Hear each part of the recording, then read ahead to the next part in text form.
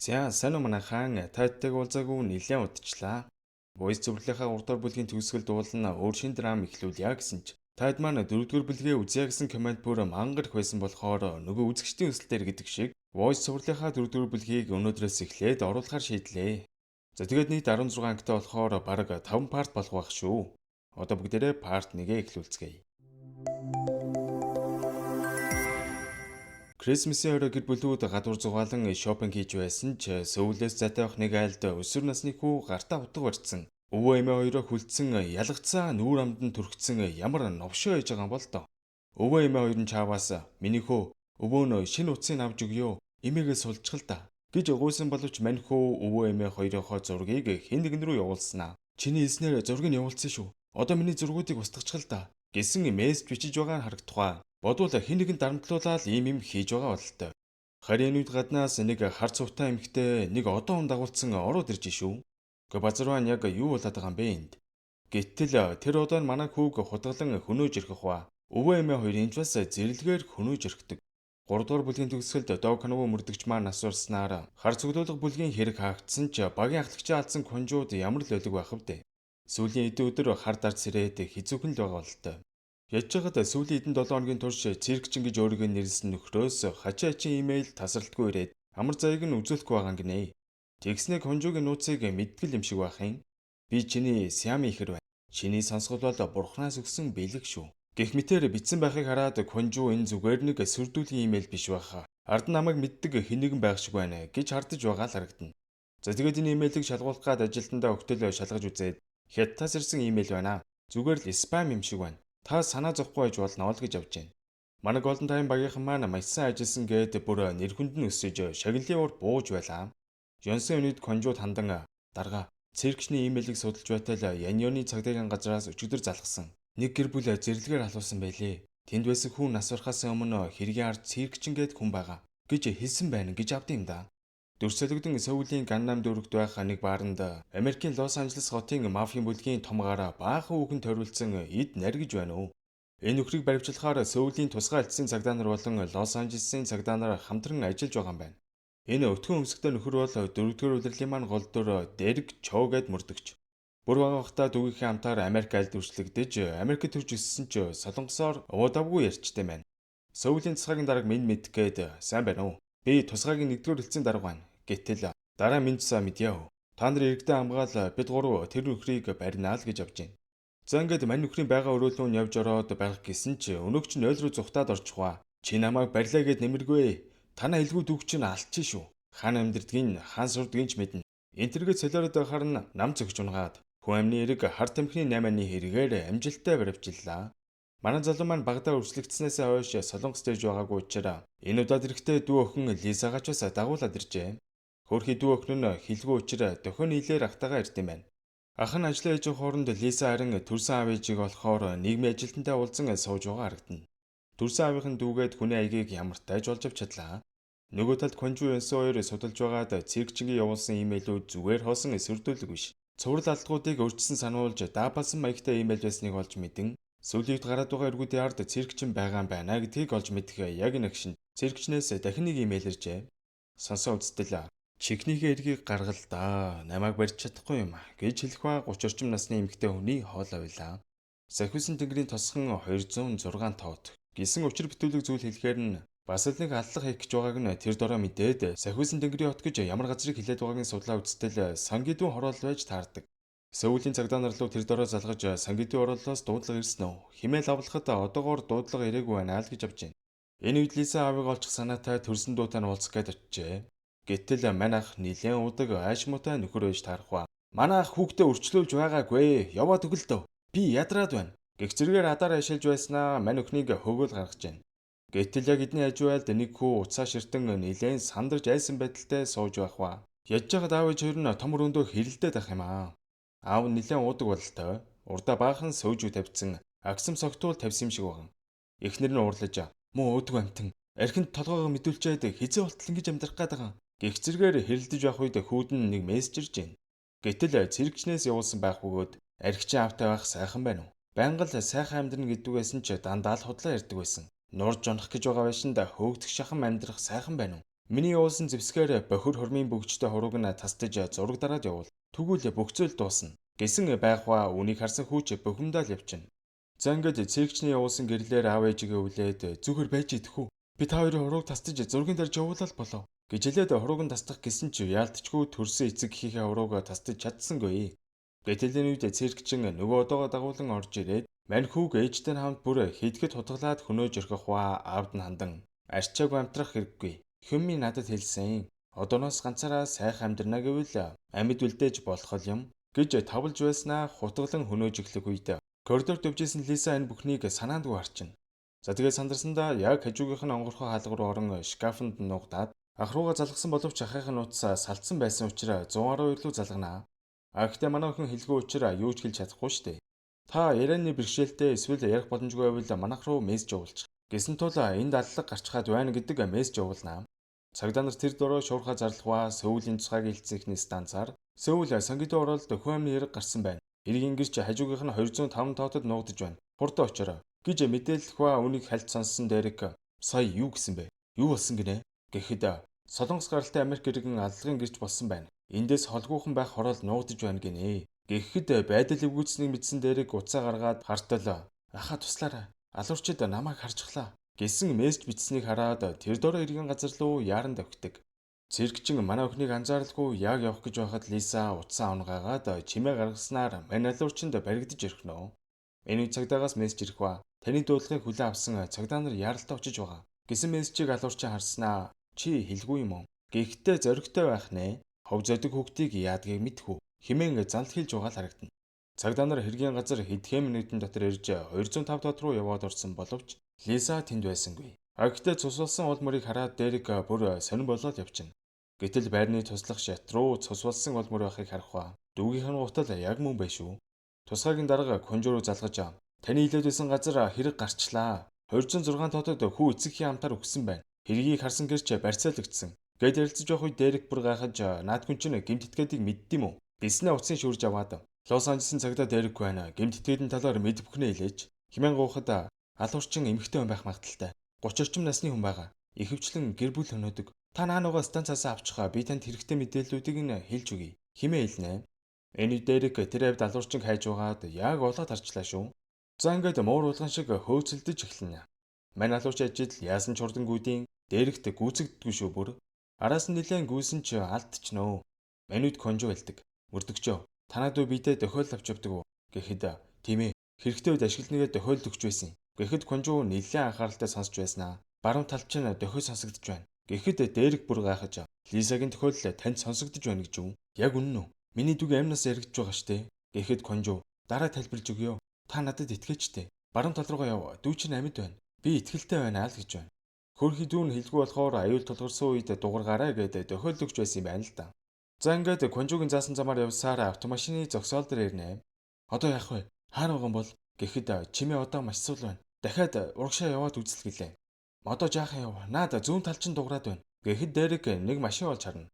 Нэрэл дотор нь Лисагийн тохиол яг байж шүү. Даанч дүүн өөрөө байсангүй. Конжо бүр гайхаж цэрэгч надаар албаар тугсан юм бах та. Миний сонсголыг ашиглаж намайг төөрөлдүүлсэн байна. Химэн бодож байхдаа зэрэгцэн Дерек машины багажийг онгойлгох гэж орлох үед конжо мөрдөгчөө наанаасаа хурд болдоор наан чинь газ байна шүү гэж анхааруулснаар Дерек машинаас холдвоогүй юу машины багаж цөм дэлбэрж өрхнөө. Яг үнэ станцаар Жунам хоруулалтын хачаанаас хар үстэй 20 орчим насны эмэгтэй цогц солдлоо. Лиса чогийн цогц байх магадaltaй химээснээр манай Дерек бүр шоконд ороод явчихна. Гэтэл алуурч энэ бүхнийг харан зогсож байх ба цөвний малгайг тайлтал конжуу зогсож байвал яах вэ? Дерек тэр дөрөг үсээр Жунам хоруулалтын хашаа яваа ортол хорвоо дээр хоёулахнаа үлдэж бибидээ төшиг толгуур болж байсан дүүн алуурчинд айл хэдийн алуулж хөрсөн цогц болсныг хараад Дерек асгартлаа уйлаад явчихна. Аргагүй штэ. Гэмтэрэгтнийг барах гэж ирээд дүүгээ гэмтэрэгтний гартаа алчхаар ямар өлөг байх вэ? Конжуу чоконд ороод явчихна. Тусгаагийн дарга руу залгаж Дерек мөрдөгч ямархан байна. Надад туслах зүйл байна уу? Гэхэд конжуу чиний сэтгэлийг ойлгож байна л да. Гэхдээ бид нар өөрсдөө мэдээд энэ хаваа зохицуулчих химээ хэлдэг. Энэ үед туслах нь ирснэ. Дарга алуурчин таксинд суугаад явсан байна гэж хэлэх ба камер шүүлгүүлээ үзтэл такси Гимпо нисэх онгоцны буудлын руу явж байгаа нь тодорхой болсон тул цагдаа нар нисэх буудлын зүг давхилдаж эхэлнэ. Энэ үед Ёнсоо ирснэ. Дарга цэрэгчний аяг хятадас гэд байсан чинь үгүй байсан юм байна. VPN ашиглаж байсан учраас биднийг төрөлдүүлж, тэр бие махбодоос бүх имэйлээ явуулсан байна гэсэн цоошин мэдээлэл өгдөг. Энэ үед Конжу тусгайгийн дарга руу залгаж бид шинэ мэдээлэл олж мэдлээ. Алуурчин бие махбодоос мэйл явуулсан байна гэж хэлсний дагуу мөрдөгчд Гимпон нисэх буудлын дээр ирээд бие махбод руу явах гэж буй хоёр нислэг бүртгэлээ гэснийг олж мэддэг. За ингээд хоёр тал хуваагдаад онгоцон сууж буй хүмүүсийг шалгаж ирсэн ч алуурчинтай төстэй хүн нэг ширхэгч харагдсангүй. Гэтэл бас нэг цагдаа нэрээд дарга алуурчин сайхны хүртэл барилгаас холдоогүй байсан юм шиг байна гэж хэлсэн болохоор бүгд хороол руу буцгуулсан ч Дерекийн туслах Чад нисэх буудлын дээр ажиглаад байж бай гэж үлдлээ. Гэтэл нисэх буудлын цэвэрлэгчийн огийн савнд алуурчны хар цүү байхыг олж хардаг. Яалтчгүй энд байсан л байна да. Дерек дөөхнийхөө задлан шинжилгээний дүгнэлтэд танилцсгаа шинжээж хэлж байна. Би энэ дэрэг шархуудаа амьд байхдаа авсан байна. Үхэлд хүртэл нь зоджээ. Химээлэхэд дүүгээ амгаалжтаагүйдээ харамсан Дерек цөрхрээ ал явчихна. Чад түүнд нисэх буудлаас олсон цовыг харуулхад ханцуу хэсэгт нь түлэгцсэн орон байх ба давсны хүчлээс болж түлэгцсэн байлаа. Гэтэл тусгайгийн дарга орж ирснээр гэмт этгээдийн хингидгийг нь ол тогтоосон. Удахгүй барина санаа зовлтгүй гэснээ шаал өөрөө бандгар нөхрийн зураг харуулхад Дерек энэ бишээ. Гэмт этгээд онгоцны буудлын дээр байсан. Энэ хар цовыг өмсөө зүхтэж байгаа бүсгүйг би хоёр нүдээрээ харсан штэ. Гэхэд би таныг ойлгож байна л да. Охин дүүгээ алдаад хэцүү л байгаа. Гэхдээ бид гэмт хэрэгтнүүдийг өөрсдөө мэдээд зохицуулчих. Ийм тодорхой с ิจ гтэн байсаар байхад хоосон эмэгтэй хөөсөөр байх уу гэж уурлахад Дерек миний дүү над руу мессеж өчгтэй эмэгтэй өнгөсөн. Алив харуулъя. Гэхэд танаа дүү чинь хэлгүүгээ вэстэй. Солонгосоор сайн ойлгодогч байсан юм уу яаж мэдх юм. Гэт аваа ичнөө. Дерекийн царай барааж түрүү адилхан солонгос хүн энтергээд байсан хэлний бэрхшээлтэй болохоор хий дэмэрсэн гэх гээд байгаа юм уу? Сайн сонс. Лизаг алсан алуурчныг би өөрөө барин заа юу гэж хэлснээр энэ эргийг өөрсдөө зохицуулахар боллоо. Тэр дөрөв Лос Анжелест байх даргалгуугаа залгаад болсон явдлыг дуулгаж солонгосын талтай хамтарч ажиллах зөвшөөрлийг сунгаж өгөөч гэж хүсгэд дарга нь зохицуулъя. Зөвшөөрөл гартал хамаагүй хөдөлгөөн битгий гэрэ. Зөвхөн чиний асуудал биш хоёр улсын хоорондох асуудал шүү. Хэмээн анхааруулдаг. За ингээд онгоцны буудлын камерыг нэг нэгээр нь шүүж байгаад хэрэгтний дүрсийг олж тогтоон Лос Анжелес дахь мэрэгжилтэн рүүгээ явуулж царайг нь тогтоолгохоор боллоо. Дерек мөрдөгчдөд дагуулan алуурчны араас бие махбод руу хөдөлгөөр болох бол харин нөгөө талд Конжу манч бас циркчнийг өөрийн гараар барихаар бие махбод руу Голден Таймынхныг дагуулan ниснэ. Бие махбод бол хүн амбахтай аяллаа бүс нутаг учраас ер нь л гэмтэрэгч баг гардаг харьцангуй 50 газар юм байна л да. Конжу бие махбод дэрмэгцээ хотын цагдаагийн даргатай уулзсан Жон дарга танаа дуудлагын төвийг бид 10 хоног хариуцаж ажиллах хүсэлтэй байна. Хүсэлтийг маань хүлээн авна уу? Гэхэд Жон дарга гэхэл уриалгахан хүлээн авч шүү. Конжу даргын талаар их сонссон. Таныг ажилуулах нь бидэнд нэр төрийн хэрэг гэж хэлээд хүнд гэмтэрэгтэй тэмцэх хэлцээний дарга Ян ахлагыг танилцуулнаа. Ян ахлаг Конжуг дагуулan цагдаагийн газраа танилцуулан явж байтал нэг мөрдөгч ирсэн. Дарга Америкээс ирсэн мөрдөгч Жон даргын өрөөлөө орчлоо. Тусгай мөрдлөг явуулах юм гинэ. Химэн шивнж байхыг Конжу сонсчдаг. Дерек Жон даргын өрөөнд орсон тусгай мөрдлөг явуулах хүсэлтэд өгөн бидний мөрдлөгт тусалцаа үзүүлж өгөөч. Химэн үсгэд Жон дарга нэгэнтэл цагдаагийн ерхий газраас Америктэй хамтран ажиллах гэрээний дагуу юм чинь би чадхаараа л тусалцаа үзүүлье. Гэхдээ манай хотод одоо эд аялал жуулчлалын сезон эхэлж байна. Хотынхан маань аялал жуулчлалаас мөнгө олж амьдралаа авч явдаг тул аль болох дуйлан шууган гаргалгүй мөрдлөгөө явуулаарай гэж амжилан гуйдаг. За ингээд Дерек даргын өрөөнөөс гараа явж байтал Конжу хүрээд ирж шүү. Сайн байна уу? Би тантай өчигдөр ярьсан 102 төвийн Конжу байна. Дүүгийн чи явдалд гоо эмгэнэл илэрхийлье. Гэхдээ энэ зурж ирснийг бодоход сэжир болсон бололтой. Түр ярилцах уу? Гэхэд өөрийнхөө ажилд л анхаар чадваргүй байж миний ажилд оролцох хэрэггүй гэж Дерек ёстой хөгийн зан гаргаж шүү. Гэтэл яг энэ үед сэжигтний зургийг явуулах ба үнийг харсан мань 3 цагтаа бүр шок. Конжу бүр гайхаж сэжигтний зургийг хараад өөрөө ч бас шок. Улаан цагаандаа өөрийнх нь зураг байхаар гайхаас жаахав. Үгүй эн чинь ямар нэг эндүүрэл гарсан байх. Харуулах зүйл байна. Гэд уцаа гарах гэтэл Америк цагдаа нар хөдлөөд үзээрэй. Гар өрг гэд бууга гаргаад буудах нэ буудах нь. Доош хөвт таныг алгын иргэн сэжигтнээр баривчилж байна. Гэвжитэл гаднаас Голден Таймынхан маань орж ирээд даргыгаа хамгаалалгүй яхав. Хүй, та нар хэний өдөс буу шаагаад байгаа юм? Энэ солонгосын газар нутаг шүү. Америк цагдаа нар яагаад манай нутагт ирчээд савсагнаад байгаа юм бэ? Гэд бөөм болж байтал Америкаас залгаж байна. Лос Анжелесын цагдаагийн газрын шинжээч камерын дүрс бичлэгт нэг ноото зүйл байгааг хэлдэг. Гэмт этгээд хамраа өндөрлөхийн тулд силикон аас юм шиг байна. Ялгүй цуурс нь харагдаж байна. Бичлэгийг удаашруулаад харахаар хамрын хөдөлгөөн нь хэвэн бус байна гэж хэлснээр Конжу гэмт хэрэгтэн бишээ гэдэг нь тодорхой боллоо. Конжу Деректэй тусдаа уулзаад итгэхэд бэрх бах. Би бусдын сонсч чаддгүйг сонсдог. Алуурчин ч бас сайн сонсголтой юм шиг байлээ. Алуурчин намайг тантай ярьж байгааг сонссон. Тийм учраас ч тохиолдлыг дуургаж албаар толгойг маань эргүүлсэн байлээ.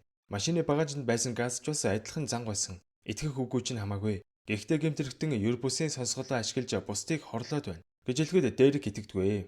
За тэгээд харин гарахдаа түрүүн тань руу ярьсан цагдаа ханиалгаж дуусах үедээ амьсгалах бүртэн хавсрах чимээ сонсогдож байсан. Тоохгүй орхивол пропозизм амьсгал давшдах шинж тэмдэг илэрнэ шүү. Дамжуулаад хэлчихээрэй. Гэж хэлэхэд Дерек бүгдийг эргцүүлэн бодож Конжу энгийн нэгэн биш байна гэдгийг ойлгож за яах вэ? Надад нэг болцол байна. Өнөөдрөөс хамтарч ажиллая. Тэр алуучин сайн сонсдсон бол бид ч бас адилхан зэвсэг хэрэгтэй үстэй. Химээснээр Golden Time-ийн хэд маань Америкуудтай хамтран ажиллахаар л боллоо. Дөрсөлгдөн бие маарлын нэг ууланд залуу хохин настай эгч хоёр халуун цай аванга аимшигын түүх ярьсан шигээ сууж байлаа. Игчээ, энэ ууланд хүн иддэг аратан байдаг гэсэн. Ёстой амар гэсэн.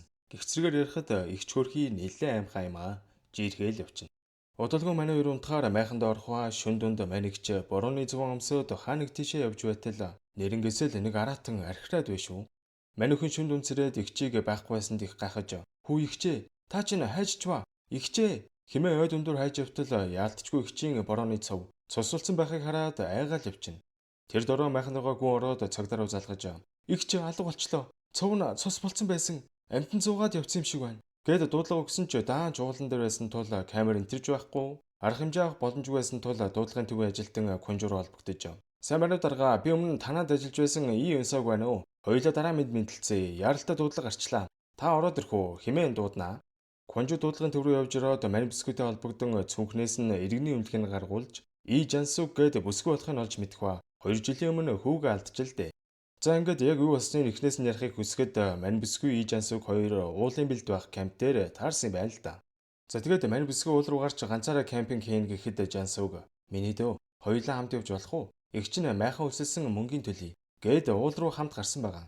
Тэр игчийг яалтчгүй нохоо юм уу чон зуугаад явчлаа. Химээ хэлэх ба шуурхаа зарлаж мөрдөгчдийг хэргийн газар руу яаралтай явахыг тушаахад пак мөрдөгч го мөрдөгч хоёр Дерекийг аваад хэргийн газар руу явцгаадаг.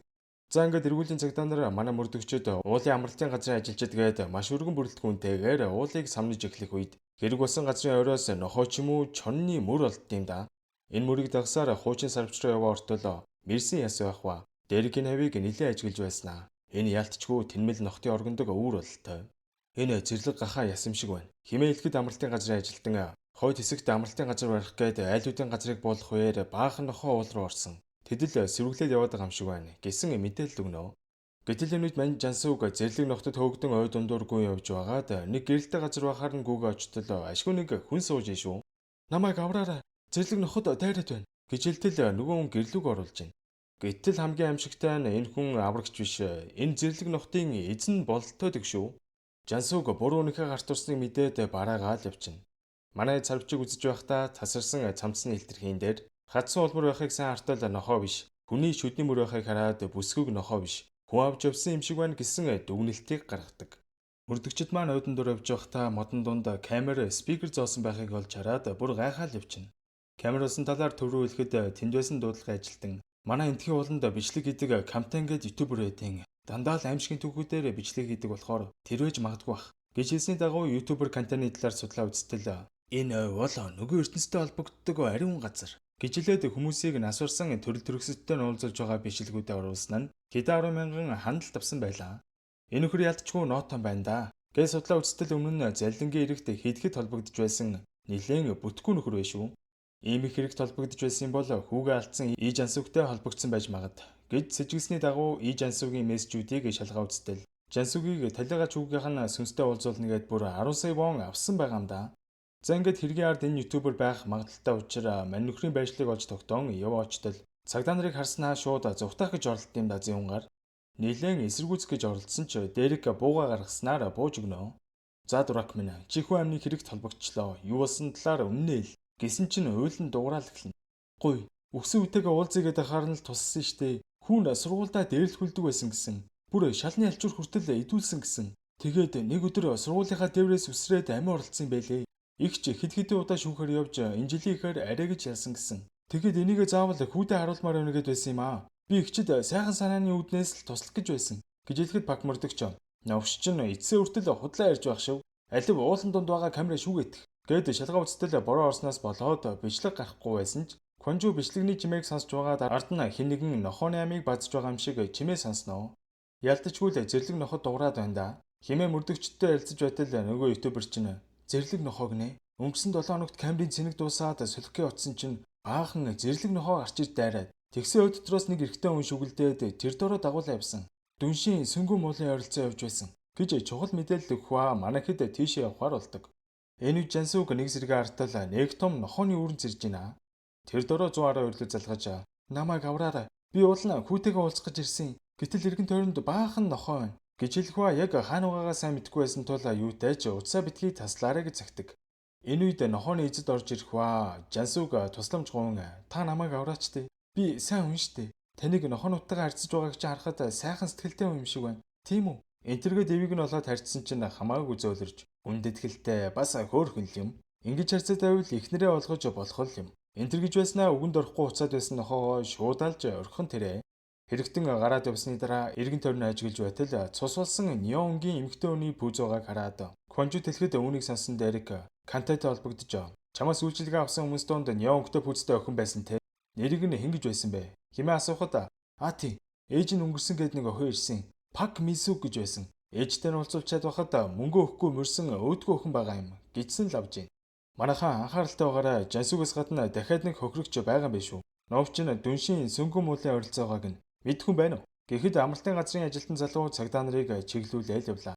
Жансуг үүдэнд байх төлхөрийг эвтэйхэн аваад нохооны торноос суларч гараад тэндээс зүхтах гэж байтал гэмтэтгээд зүхтааж байхыг сонсоод бөө уруулж хамаг нохоогоо суллаа хаялаа. Энэ үед 112-ийн маань хэд хэрэгтний хэнгидгийг олж тогтоох ба 43 настай гүүгэгч итгээд байлаа. Багасаа хойд авдаа задуулж нохоо өрөнд өссөн учраас амтан дуурайх эмгэгтэй болж л дээ. За тэгээд морины зүчээнд ажиллаж байхдаа нохоо дуурайж байгаад халагдсан нөхөр болж таардаг. Амралтын газрын ажилтны заасан замаар явсан чинь нэг л биш байсан тул өөрөөсөө дур мэдэн явж байгаад хэрэгтний нуугчийг олж чадлаа. 9 жорын амтны арьс махыг нөөцсөн байгаагаас харахад энэ ууланд байдаг хориотой амттыг агнадаг гэдг нь ойлгомжтой байв. Манай хэрэгтний утасны дуудлагыг шүүж байгаад байн нэг хүнтэй уцаар ярьсныг нь олж мэдээд тэр нөхөр тусалдаг хамтрагч байна. Наад бол дунд чинь байж магадгүй шүү. Химэн Конжук хэлэхэд пак мөрдөгч зайл гарган юу гинэ? Хамтрагчаа удахгүй тодорхой болно гинэ. Химээ албаар урилан ярьж эхлэхэд амралтын газрын ажилтны царай сонирн болсноо. Шууд зүхтах гэж оролдсон да. За ингээд мань нөхрийн араас нь гүсээр барьж аваад яг юу болсныг асуухад морины фермээс хөөгцсөн навшиг гар хөдлөхөө үзүүрт зардаг байсан. Өөрөө ч морин нохошгол зүтгэдэг байсан. Хэдэн сарын өмнөх охины үхэл золгүй тохиолдол байсан юм аа. Ховорцсон буу агнах гэ буудтал ууланд явж исэн охиныг шархтуулсан байсан. Тэгсэн тэр гүүгэж новш охиныг нэмээд алж орхисон. Би ямар ч буруугүй шүү. Гэх мэтээр гүрийгээд идэх шүү. Энэ нөхөр ховроо амтаа агнаж арьс махыг нь хууль бусаар зарахын тулд сэтгцэн өвчтэй гүүг ашигладаг байсан байгаа байхгүй юу? За ингээд энэ нөхрийг баривчилж авах ба амтны арьсыг өвчөөд хатаагаад ашигладаг бодсон. Хамгийн ихний агуулгад байсныг Дерек санаж тийшээ буцацгаая. Химээ явж байх үед хэрэгтэн Жансугийг үүрлэг аваачих гээд явж байтал. Жансуг сэргэлэнтэн мань нөхрийг зөгшунгаагаад аврал эрен гүйж байхдаа хавцлын ирмэг рүү унаж орхиноо. Хаажиж бүсгүйн дууг манайд сонсоод хавцлын ирмэг рүү явж очин ашгүй нэг Жансугийг аварч чаднаа. Одоо харин хэрэгтнийг барихал үлдлээ. Пак мөрдөгч Дерек хоёр тэр дөрөө хэрэгтний үүрлээ яваа очтол зэрлэг нохоонуудаас сул тавьчиж. Манай үйч одоо уруул тасдуулан гаал алдлаа. Пак мөрдөгч хэд хэдийн шарх авсан ч Дерек түүнийг нохтоос арайгд салгах ба хэрэгтний барай автал насаараа ууланд амьдэрсэн гэсэн шиг овоо хүчтэй дураагүй шүү. Тэгснэ бүр Дерекийг хазаж байх шиг. Тийм ээ. Хүүхэд байхдаа яаж хүчирхийлүүлж зов чаналж байсныг чинь бүр нохоон торонд өссөн гэсэн баха. Одоо чамаагүй хүн шиг амьдрмаар байвал нүүр бардам ялаа идэл. Новшиг амьдрахаа бол гээд хатуу байлаа итэл мань нөхөр бүр уйлж унжаал явчихна. За ингээд энэ нөхрийг баривчилж авснаар энэ удаагийн эрэг ийхүү хаагдах ба Конжу Жансуг руу албагдж танд баярлалаа. Таны ачаар өөр хүн золиослогдохоос сэргийлж хэрэгтнийг барьж чадлаа. Таны хүү таныг тэнгэрээс харж бахархаж байгаа хаа гэж хэлэн сэтгэлийн тэм өгж байгаа л харагдана. Дерек буудалтай ирсэн хазуусан шархаа цэвэрлж байхдаа дүүгийнхээ явуулсан мессежийг бодох ба алуурчин шуун дээрээ шивэстэй байсан юм байна. Гэтэл энэ үед чад гарч ирээд дарга онгоцон суусан эмэгтэйчүүдийг бүгдийг байцааж үзлээ. Бүгд хэрэг гарах үед өөр газар байсан байна. Гэхдээ нэг өхнөөс л мэдүүлэг авч чадсангүй. Олгоо хаалгаанд орох гээд одоо эмнэлэгт байгаа гинэ. Маргааш л мэдүүлэг авна гэж авч байна. Дерекийн нөгөө мөрдөгч Тэд мань эмэгтэйг манан эмнэлгийн үдийг нь сахиж байсан ч би засчаад ирэх хооронд нь өрөөнөөсөө гараад зүхтаацсан байт юм да. Үнийг сонсон мөрдөгчд маань тэр дөрөө эмнэлэг рүү явж байгаагаар партныг маань ийхүү төгсөж байна. За тэгээ манайхаа суугт маань subscribe дарж амжаагүй хүмүүс байвал like subscribe-а дарахаа мартваа. Удахгүй part 2-ороо иргэн уулзцгаая guys. За тэгэхээр part 1-ийн төгсгөлд мэдүүлэг өгөх ёстой бүсгүй эмнэлгээс оргосноор мөрдөгчд маань эмнэлэг рүү яарч байгаагаар дууссан. Гэтэл тэр бүсгүй лифтэнд суух гэж байтал цэрэгчин амандаа бүүвэн дуу аялж байсан ч бүсгүй лифтэнд амжиж суун машины зогсоол руу очихваа машиндаа суугаад хөдлөх гэтэл тед гарч ирээд "Сүүжин машина унтраа. Машинаасаа буу. Үгүй бол чамааг буудэн шүү" гэд бүр солонгосоор амар сайн ярьд юм да. За тэгээд үгэнд нь орохгүй болохоор Америк цагдаа болсон хойно бууга гаргаад машинаасаа буухгүй бол буудлаа шүү. Гэхэд сүүжин ясандаа машинаасаа ямар тааж буулаа. Яж жахад долгооных нь ойдол нь задарсан тул буцаад өрөөнд нь оруулах ба манай хэд ирсэн мэдүүлэг авах гэтэл баримтлах зөвшөөрөл байгаа мó. Байхгүй бол юу ч хэлэхгүй. Гэсэн боловч дээрэг зад загнаал хайж гин. За хүүхэд минь. Одоо л үнэн хэлэхгүй бол чамааг хүн амны иргэн сэжигтнэр баривчлаа шүү. Өчигдөр орой 22 цагийн үед хаана байсан?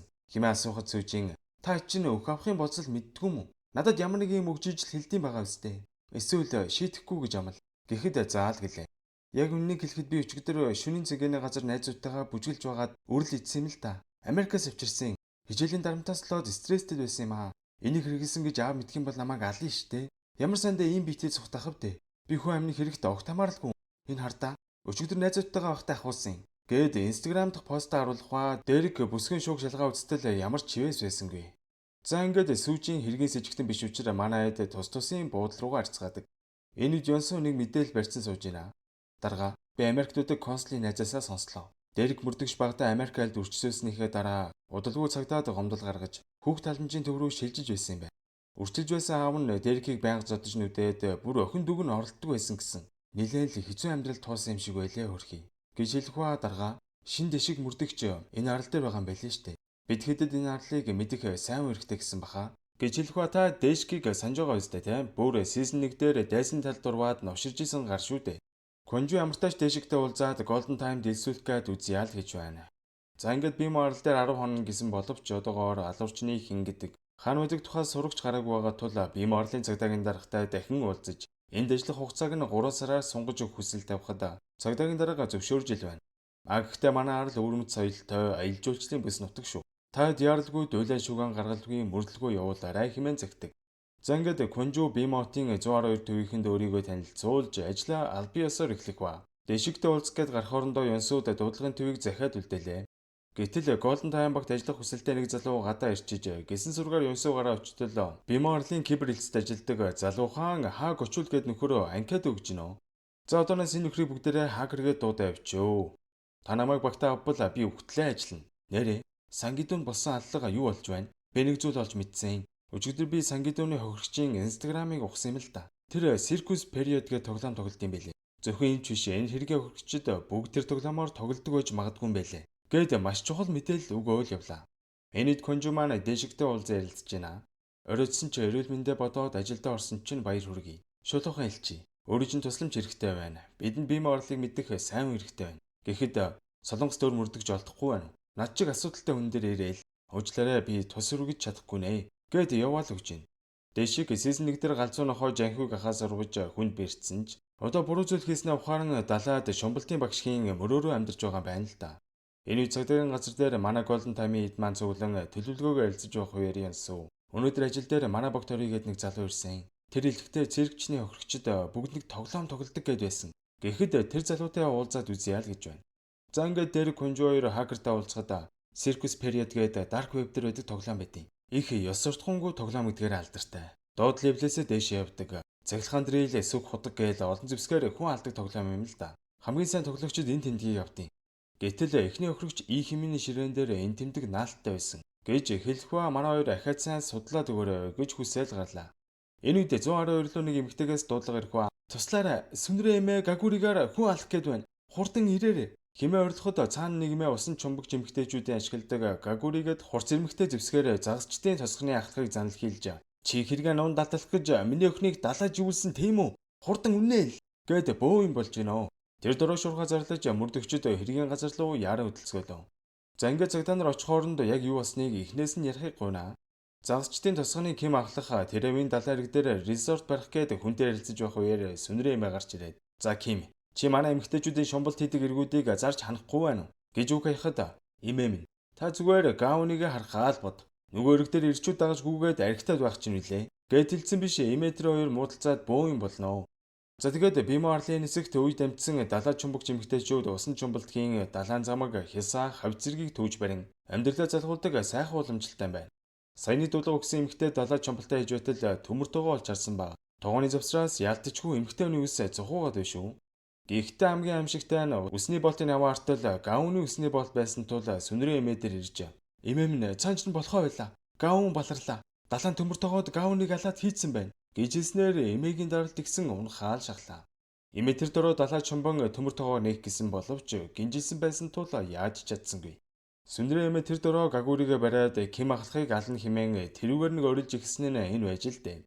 За ингээд Конжу тэр дөрөө далайн цагдаа нарыг далайн тогоо байгаа газар руу явахыг өргөдөх ба мань бисгүүгээс Гавны талаар нэмэлт мэдээлэл өгөхийг гуйтал. Гавны ээж залуугаараа өвд болоод сүндрээ эмээ дээр өссөн. Сүүлийн жилүүдэд эмээгийн нас өндөр болж тэр хоёр ол зомог тааруухан олж гисэн. Гэтэл Гавн Сөүл рүү явж ажил хийнэ гэхэд эмээн дээр гуйцаж "Гавна, чи зүгээр миний нүдэнд харагдаал байж. Ууламжлаад байгаад эндээ сайхан амтэр" гэсэн боловч Гавн хотын залуусыг дагаж аригтаар суугаад гүүгээд байж л дээ.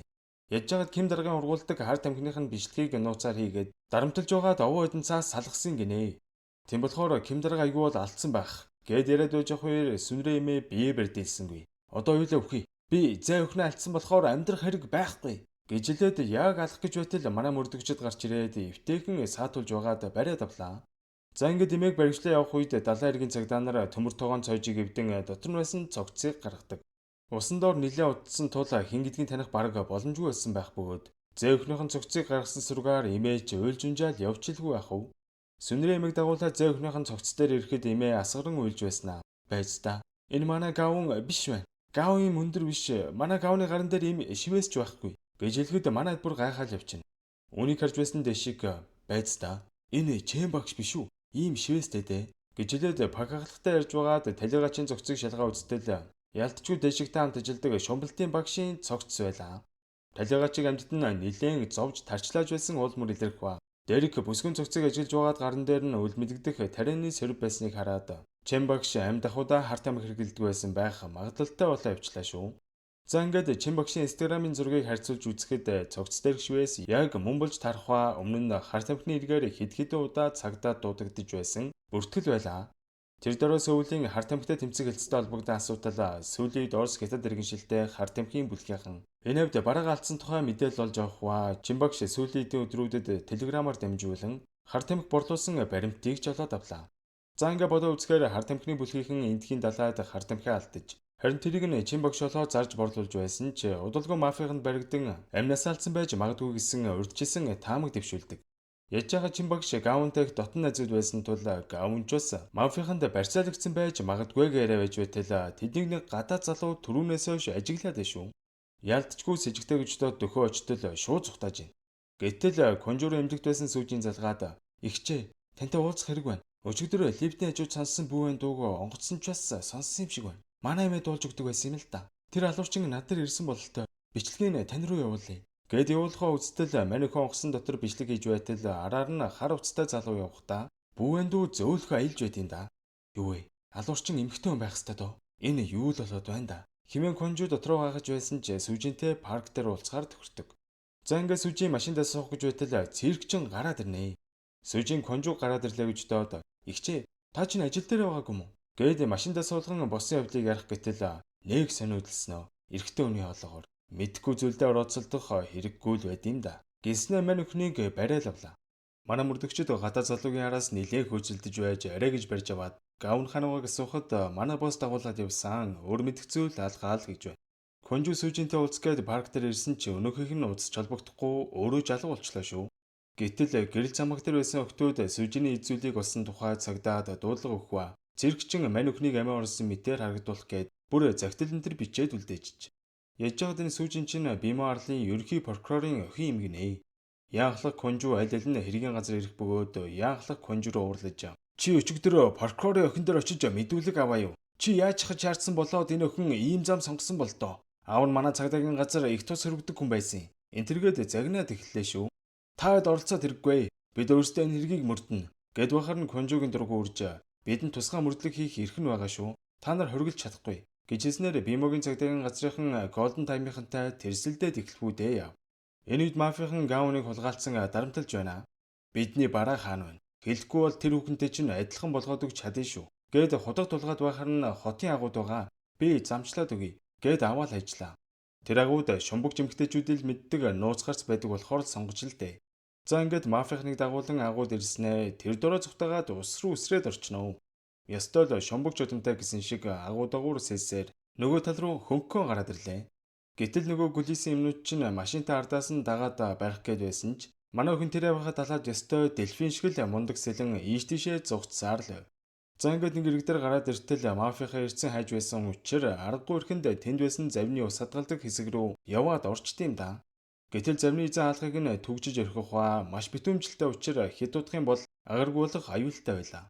Ямар нэг байдлаар туслам дуудах хэрэгтэй байсан учраас Чимбагшийн өгж байсан шумбалтын цагийг ашиглан тусламжийн дөхөө илгээтэл ашгүй дээшикийн цаганд дөхөө нэрснээр манайд гавны хаануга байшлыг нь олж тогтоодог.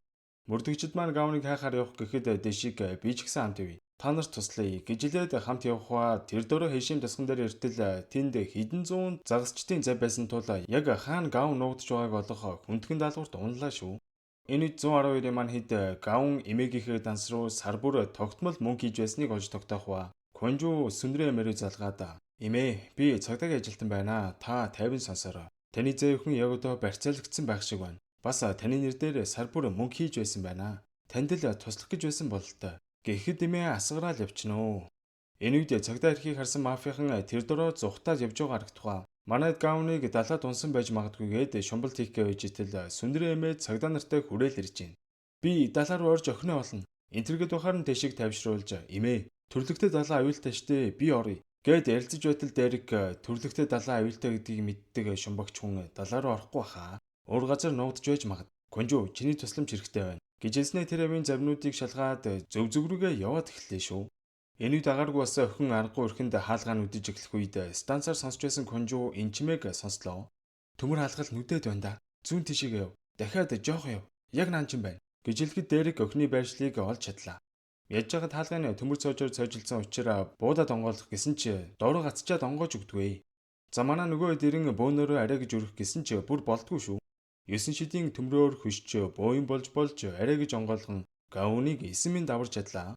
"Эмээгээ уучлаарай. Эмээ нь чиний сэтгэлийг ойлгоогүй." Химэн сүнрээ эмээ зэгээсээ уучлалтгүй хваа гавныг тавьширсны дараа хар тамхитай цүнх хаанагааг асуухад "Би үнэхээр мэдэхгүй. Түрүүчийн агсаанд Чэн ихч бит хоёр шумбалт хийж байгаад нэг цүнх болсон юм. Гэтэл дотор нь битүү намуу цэцэг байхыг хараад хар тамхи гэдгийг шууд л мэдсэн.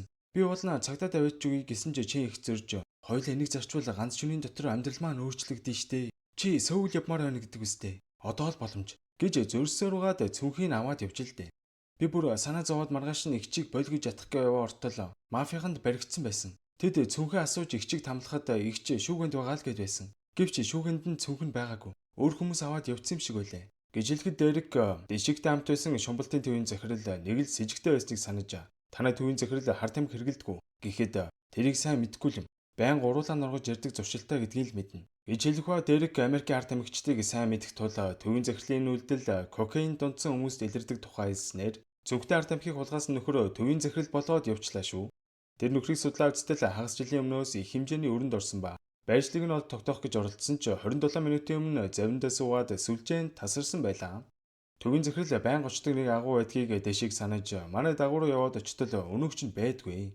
Тэгэхээр нь хөлийн мөрийг дагаа явж байтал гинэт гарч ирснээр дэшигийг бариал авч байна. "Бууга эцгаа. Үгүй бол энийг ална шүү." гэж зант хэлээд байсан тул манайд бууга газар тавина. "Би тэр авчирсан цүнхийг хулгааснаас өөр гим хийгээгүй штэ. Тэгвэл би удалгүй тэр цүнхийг буцааж өгөх гээ яваа ортол мафийнхаа аль хэдийн Чимбагшийг алдсан байсан. Тэгэл би цүнхийг өөртөө авсан." гэж хэлэхэд Дерек "Битгий удлаа бураад бай. Чи загасчдын тосгоны даргаыг хэрэгтгүүлэхийн тулд Чимбүсгүйг төмөр тогоонд хийгээв өстэй. Төмөр тогооны тагинд хумсаа бэртээсний чинь ч харж байна шүү." гэж хэлэхэд баригдснаа ойлгосон нөхөр үннээ хэлэх ба "Чи ч овоо новшимаа. Тэгсэн. Тэр хар тамхич хүүхэн амьд байсан. Харин ч би тэрийг алж буюу үлдэж өгсөн. Надад мөнгө хэрэгтэй байсан заа юу?" энтергээд солиороод идэх шүү бүр. Дэшик мөрдөгч байсан гэсэндээ төвийн захирлыг барьж аван унгаад хэргийлснийг ашгүй нэг баривчилж чадлаа. Дерек Конжугаас циркчний мөрдлөг юу болж байгааг лавлталаа. Хэргийн гэрч сүүжин нас урсан тухай муу мэдээ дуулгадаг. Сүүжиний явуулсан бичлэг дээр алуурчин эрэгтэй хүн байгаа ч бидний хайж байгаа эрэгтэн эмэгтэй шүү дээ. Эрэгтэй эмэгтэй хүний олоог би ялгаж чадалгүй яах вэ гэж нэлээд эргэлзэнгүй бодож байгаад тэр дөрөв алуурчны явуулсан имэйл болон сүүжиний явуулсан бичлэгийг харьцуулаа үзтэл амьсгаа авч байгаа зай үгийн өргөлтөнтөр нь маш адилхан байлаа.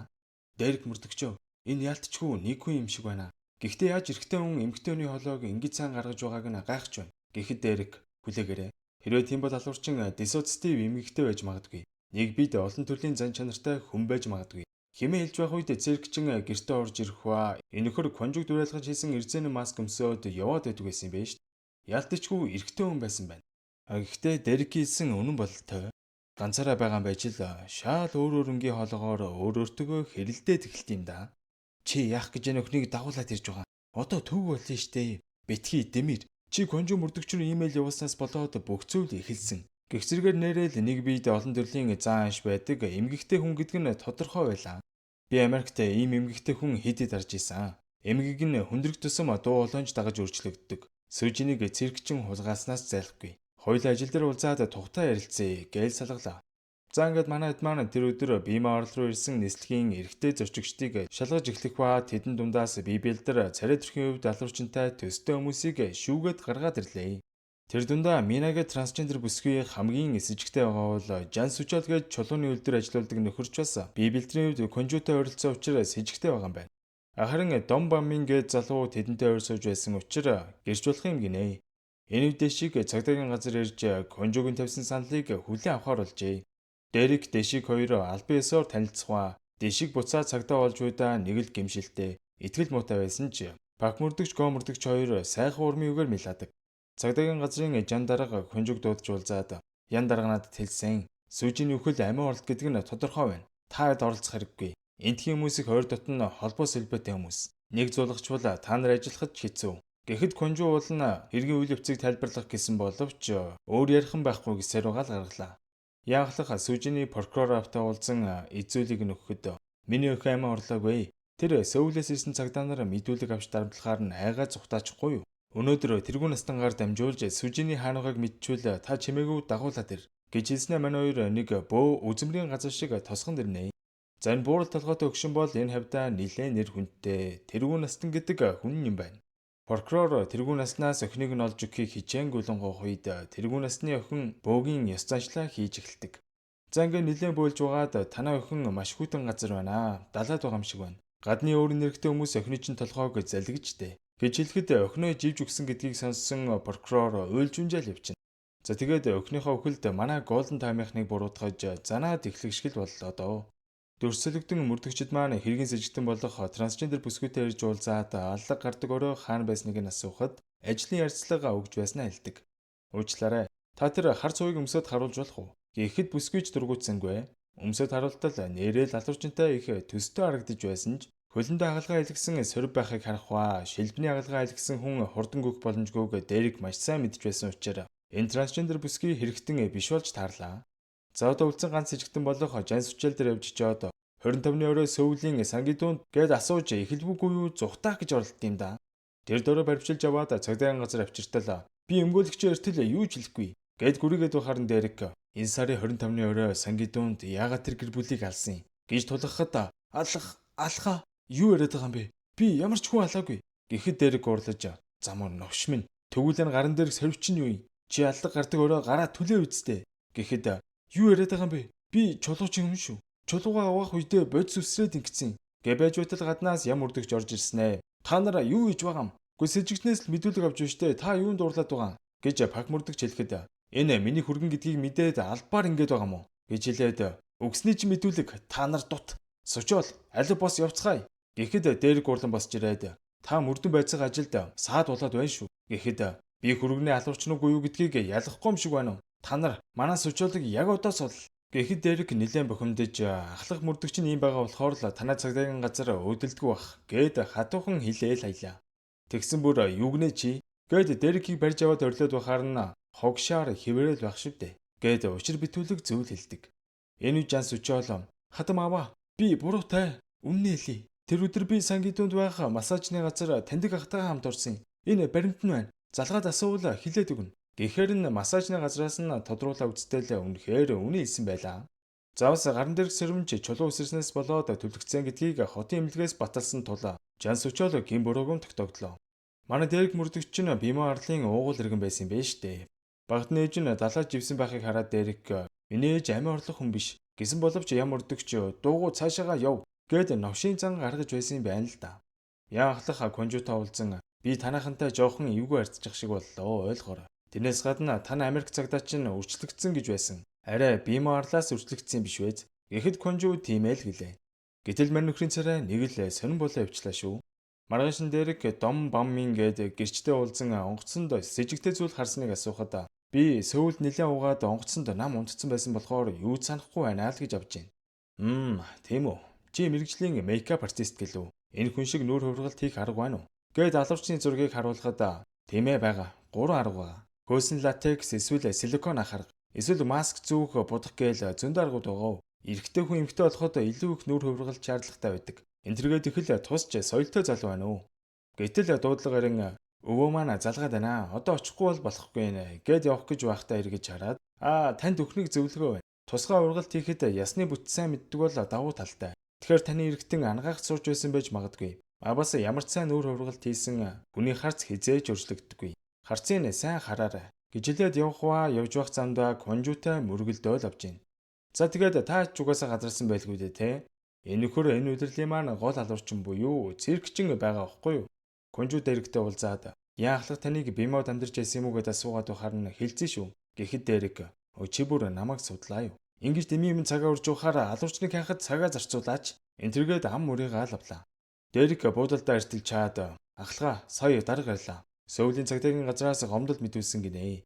Сэжигтнийг олцоод байхад өөр сэжигтэн хөөлөө энтер гисэн л юм шиг байна. 3 дахь ажлаа амжуулчаад иргэж байлаа. Химээлэн улмал дарамтанд оруулчих юм дөө. Хакер сэтгэлээрээ сайн ажилласан учраас Golden Time игнэндээ нэгтгэхэр болж амжилт хүсээ байж байтал нэг дуудлага орж ирнэ.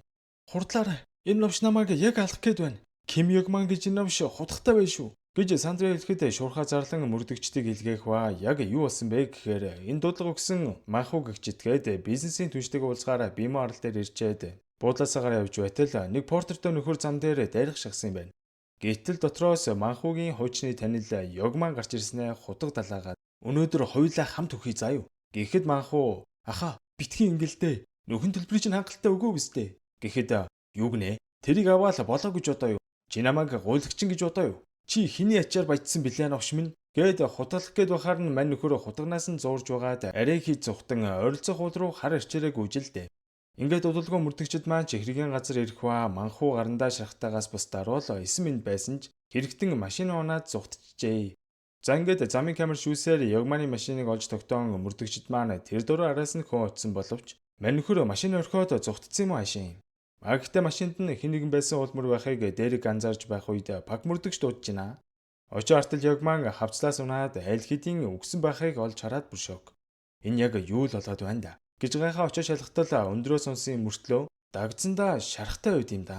Гэтэл бүр тэнд байсан чулуун дээр цусулсан өөр хүний мөрч байсан тул Йогманыг хинэгэн зөгчөөд хавцлаас шидсэн гэдэг нь тодорхой байв. Хин алчваа гэд гайхаад байж ах үеэр холгүй хацаан дээр нэг өвөө хүл нүцгэн алхаж гин. Эргүүлийн цагдаа нар зогсоогоод өвөө та зүгээр. Гэтэл гарын цусулсан би жаалыгаа алчглаа. Би алсан. Гэд амдаа давтан бовтнаад байсан тул орилцоох цагдаагийн хэлц рүү аваад явлаа. Энэ талаар сонсон Конжу манхуу руу залгаж таны би гайгүй юу? Таныг алах гээд байсан Йогманы цогцсыг хавцлын доороос оллоо. Йогманыг алсан байж магадгүй настай харийг цагдаа нар баривчилсан байна. Гэд хэлбүүгүй юу аав? Гэд санаандгүй үг унгачнаа. За уучлаарай. Би сая цочирдоод Йогма өгцөн гэснэ үү? Би нэрээ хэлхээ мартчихжээ. Машиных нь хажуугийн суудал дээр 20 гаруй насны богинохон өстэй залуу байсан шүү. Айгүй бол тэр алсан байхаа та. Гэд сони имэрэд эхэлтийн. Магтад царай нэг л баргар байгаагаас харахад ямар нэг юм нуугаал байна да. Харин нөгөө талд мөрдөгчд маань мань өвгөөс мэдүүлэг авах гэтэл өвөө нилээн зөнцөн юу ярьж байгаагаа ч ойлгохгүй. Би жаалыгаа алсан. Гэхээс өөр юу ч хэлэхгүй байлаа. За тэгээд хүн чадны зөрөх өвчтэй хүнээс чинь угаасаа яаж мэдүүлэг авч чадах вэ? Аргаа бараа үжитэл гаднаас нэг цагаан халааттай нөхөр орж ирснэ. Та чинь хайччва. Зөндөө хайлаа штэ. Гиснэ сайн байна уу? Би асрамжийн газрын захирал байна. Бид өдрийн хоолоо идж явах үеэр л оргосон юм шиг байна. Одоо аваад явъя да. Гэхэд өвөө ширээн доогуур орсноо. Үгүй би явахгүй. Эд намайг ална гэд байдیں۔ Гэд явах их л дургүй байна. Мөрдөгчд асрамжийн газрын захиралтай ярилцж байх хооронд мань өвөө цагдаагийн газраас сэмээрхэн гараад зүгтцсэн байд юм да. За тэгээд манайд боо юм болж тэрүүгээр нэг өвөөг хайж эхэлнэ. Энэ дэргүүлийн цагдаа Конжу руу залгаж манхуу эмнэлгээс нууцаар гараад явсан тухай хэлэхээр нь манхуу руу залгатал уцаа салгачиж Конжу яг юу болоод байгааг нэлээн нухацтай бодож эхэлнэ. Манхуу өөрөө хохирогчин байж уцаа салгаад имлэгээс зугатаана гэдэг нэг л биш байна да. Алгын талаар хэлэхэд аав гэдэг үг унагсан. Арай тэр өвөө манхуугийн аав юм биш үстэй. Химэн бодоод манхуугийн гэр бүлийг судлаа үзтэл аав ээж хоёр нь өөд болсон гэж байсан ч нэг с ิจ гтэй зүйл байлаа. Манхуу нойр муутай машин барьж яваад машинаа нуурн живүүлж ээж нь өнгөрсөн байгаа.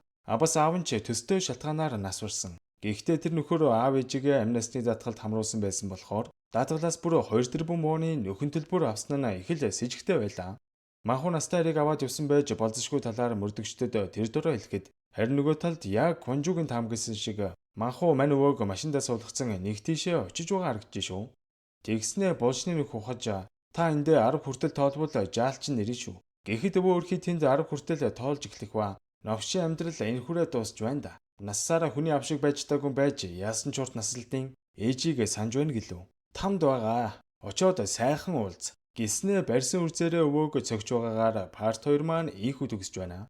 За тэгээд та дэс маань subscribe дараагийн хүмүүсээ байвал subscribe дарахаа мартаваа. Дараагийн парт 3-аараа иргэн уулзцгаая guys. Манхуу авыгаа яг хүрсдэх гэж байсан ч зөрөг нь хүрсэнгүй. Гэтэл нэг сахалтай нөхөр гарч ирснээр аав хоёрыг хоёуланг нь чулуугаар зөхиод унгаач юм да. За ингээд тэр хоёрыг ачааны машины арын твшиндээ очиж аваад тэндээс солдохва. Манай мөрдөгчд маань манхуу кайсаар уулын бил рүү ирэхэд зам дээр машинаа үлдээсэн байхыг хараад эндээс холгүй байх ёстой доо гэж бодон өөрөө яваад орсон боловч аав хоёр байсангүй. Гэхдээ энэ тэндгүй гутлын мөр аваас цус болсон чулуу зэргийг хараад ялтчгүй нэг л с ิจ гтэй санагдан үргэлжлүүлээд тэр авийг шалгаж байтал ачааны машины мөр гараал ирнэ. Манхуу өвөөг энд авчирч алах гэж байсан ч 3 дэгчдгээд гарч ирээд аваад явсан байна. Гэж дээрэг дүгнэх ба газар унсан ургамлыг үнэрлээ үзтэл давс гаргаж авдаг Саликорниа байд юм да. Бас цагдаагийн газар байхад өвөөгийн цамцнаас давсны ихүүн үнэр ханхалж байсныг санаад настан асрамжийн газраас биш давсны цөрмөөс ирсэн юм шиг байна. Энэ машин тэр газрын эзэмшлэх байх гэж хэлээд конжуруу залган түрүү өвөөг авч явах гэдсэн асрамжийн газрын захиралгээд нөхрийг судлаад үзээдг. Гэж хэлэх ба энэ үед ачааны машинд явж байсан манхуу сэргэж уцаа гаргаж ирээд 112 руу залгасан боловч сүлжээ нь орж ирдэггүй. Яж хаад энэ твшин хөлдөөгчтэй твш болохоор хамаг дулаан алдаж байх сухын аргагүй үтэн байлаа. Харин энэ үед өвөө өөрийнхөө уцаар 112 руу залгатал ашгүй холбогдож байна. Гэхдээ хинч ярихгүй цаана нь манхуу аавыгаа ёстой харааж өгж байна. Өвгөнгөө яагаад өгөөгүй юм бэ? Яагаад амьд үлдээд миний амьдралд гай болоод байгаа?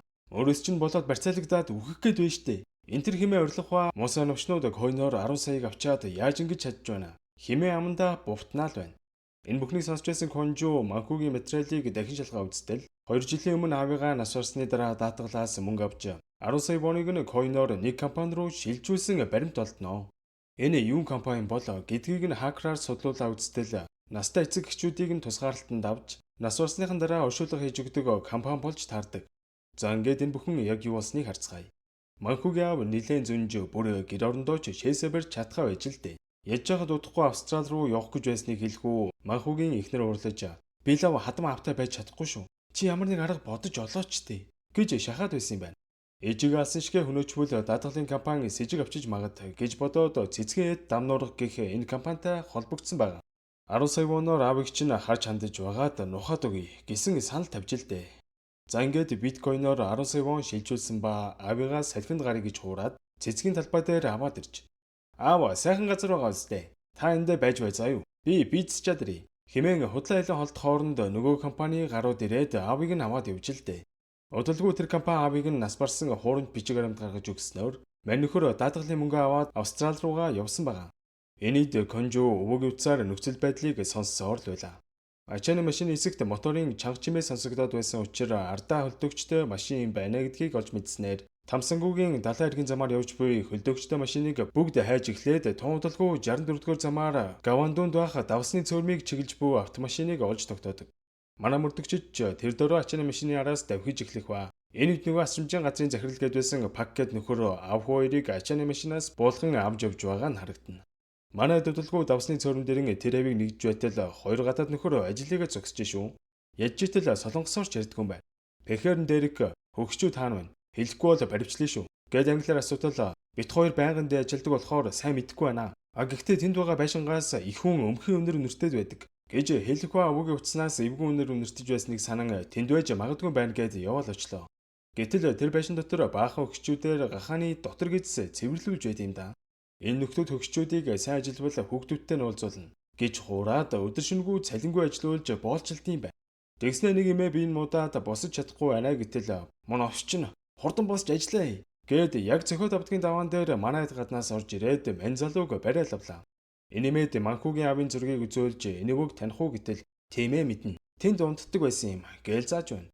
Тэр өгшин юуж дуурахгүй дандаа л зураг зурдаг байсан юм. Хүүн ирсэн болов яасан бол хүүхдүүд нь ирсэн хөгшчүүдийг тэр уулын орой аваад явдгийм аа л гэж байна. Энэ үед нөгөө нөхдүүд чинь аав хоёрыг яг бодох гэж байтал Дерек пакийн гар руу буудаал авна. Энэ нөхдүүд үгэнд нь ороогүй хөгшчүүдийг хүүхдүүдтэй нь уулзуулах нэрийдлээр хавцлаас шидэн хөнөөдөг юм байна л да. Хаягцсан хөгшчүүдийг хооллож оргнуулсан би ямар буруутай бэ гэж нөгөө пакч нь солиороод байхаар нь Дерекийн зөв үрж юу ийм юм дахиж ярихгүй болгоод өгье л дөө. Гиснэ яг канун шиг зан гарган учирзэггүй зодггээ дайрд юм да. Баг мөрдөгч арай гэж болиуллаа.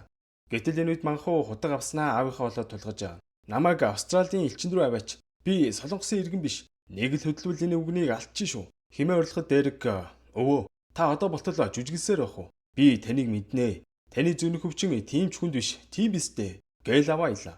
Саяны газар өвөөгийн орны хажууд эзүүлсэн маш цэгцтэй байхыг хараад хүнд хэлбэрийн зүрх өвчтэй биш юм байна гэдгийг нь олоод мэдчихэлтэй. Манхуу мөн овш минь чиний аав чинь хэлсэн бүхний чинь ойлгож байгаа. Гэхдээ манхуугийн царай сонирн болсноо. Тэглээгээ яадیں۔ Энэ овш намайг хүүхэд байхад байнга дарамталдаг байсан. Гээл уйлал эхэлж байна. Манхууг баг байхад өвөө нилээн удаг догшин нэгэн байж л дээ.